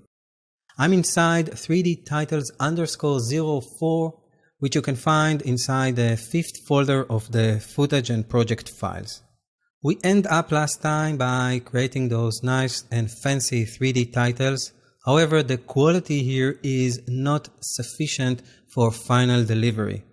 It was great when we designed it, but now you can see that if I'm going to zoom in, there are a couple of problems, especially at the areas of the reflections and where we have some kind of shadows underneath. In order to fix those, hold down Control on the PC or Command on Mac and press on the Ray Tracer button. You will be taken to the Ray Traced 3D Renderer options, where you can set your ray tracing quality to as high as you need. In this example, I found out that 8 for the passes should be enough, and for the anti-aliasing filter, I will set it to cubic and then say OK. It will take longer to render, but you see the result is much more smooth, and we do get finer details, especially in the reflections and in the soft shadows. Now, if you're working with me, let's return to our main composition, where we still have the placeholder for the 3D titles, which we prepared earlier. we need to replace it with the final comp. So hold down Alt and just drag the 04 depth and materials, and it will replace it for you. Now we are ready to generate the final output, the final movie. So I want you to go to the composition menu and choose to add to render queue. Now this is very important. Remember that we are using lots of proxies in our composition, and we need to tell After Effects how we want to treat those proxies. If we want to re-render all the original compositions, which is an option, or we just want to continue and use those proxy in the final movie. And this is what I will suggest. So in order to define it, let's click on the best settings word here, and under proxy use, instead of use no proxies, which is the default, I'm going to say use all proxies. You can also get away with current settings if you are happy with what you see. This is like WYSIWYG. What you see is what you get. But for this example, I would recommend to choose use all proxies just to make sure that After Effects will really relate and uses all the proxies that we've set up. I'm going to press OK here, and I'm going to check my output module for final delivery. So once again, I'm going to click here, and I'm using a QuickTime format with the Apple ProRes codec, which is quite good. If you don't have access for it, you can either choose animation or PNG, as I showed you before. So one of those options will deliver a good outcome. However, I'm going to stick with the Apple ProRes 422 on my machine and press OK. I also want to enable the audio output since we have audio in this composition. And then I'm going to press OK. Now at the same time that After Effects is going to render our final movie, let's also create a movie for the web. So I'm going to go to the composition menu and select Add Output Module.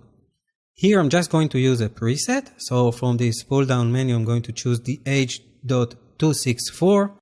And you might want to name those files according to what your needs in order to find them later on your hard drive. In my case, I'm just going to point both of them to the desktop, just making sure that this is where they will go. And I'm going to press on the render button and then fast forward the recording to the stage that both of them are already rendered. That's it, my friends.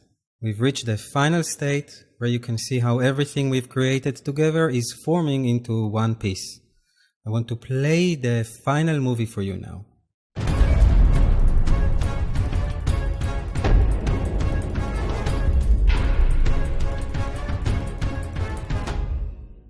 Well, I hope you enjoyed the creation process as much as I and gathered some tips and ideas along the way.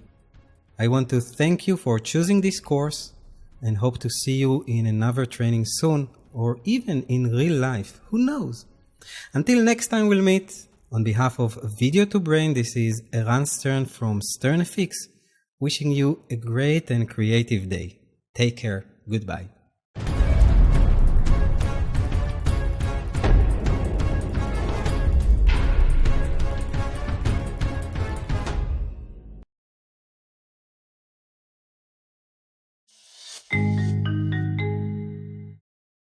Hi, I'm Eran Stern, independent content creator and motion graphics artist. I use Adobe After Effects on a daily basis to create promos and advertising for TV and commercial products for companies like Adobe, Outbeats, FMC, and Digital Juice. If you are interested in learning intermediate and advanced techniques for working with Adobe After Effects software, then this is the course for you. During the next 3.5 hours, I'll show you how to build a promo designed for broadcast television. I'll explain the different stages of the design process and help you to create a unified graphic language combined with stunning visual effects. We will create elements from scratch using effects from the simulation category. Then we'll rotoscope part of the video and add some digital explosions. We'll also design a 3-dimensional titles and even add more punch with some sound effects. All these techniques and more will be composited together and assembled into a powerful promo. This short promo piece has it all: color correction, type, 3D design, depth and shadows, compositing, and bunch of unique After Effects techniques that I've learned over the years. After watching this course and following the exercises, you learn how to make your own TV package design. I hope you enjoyed the course as I enjoyed making it, and maybe even fall in love with After Effects like I did 15 years ago.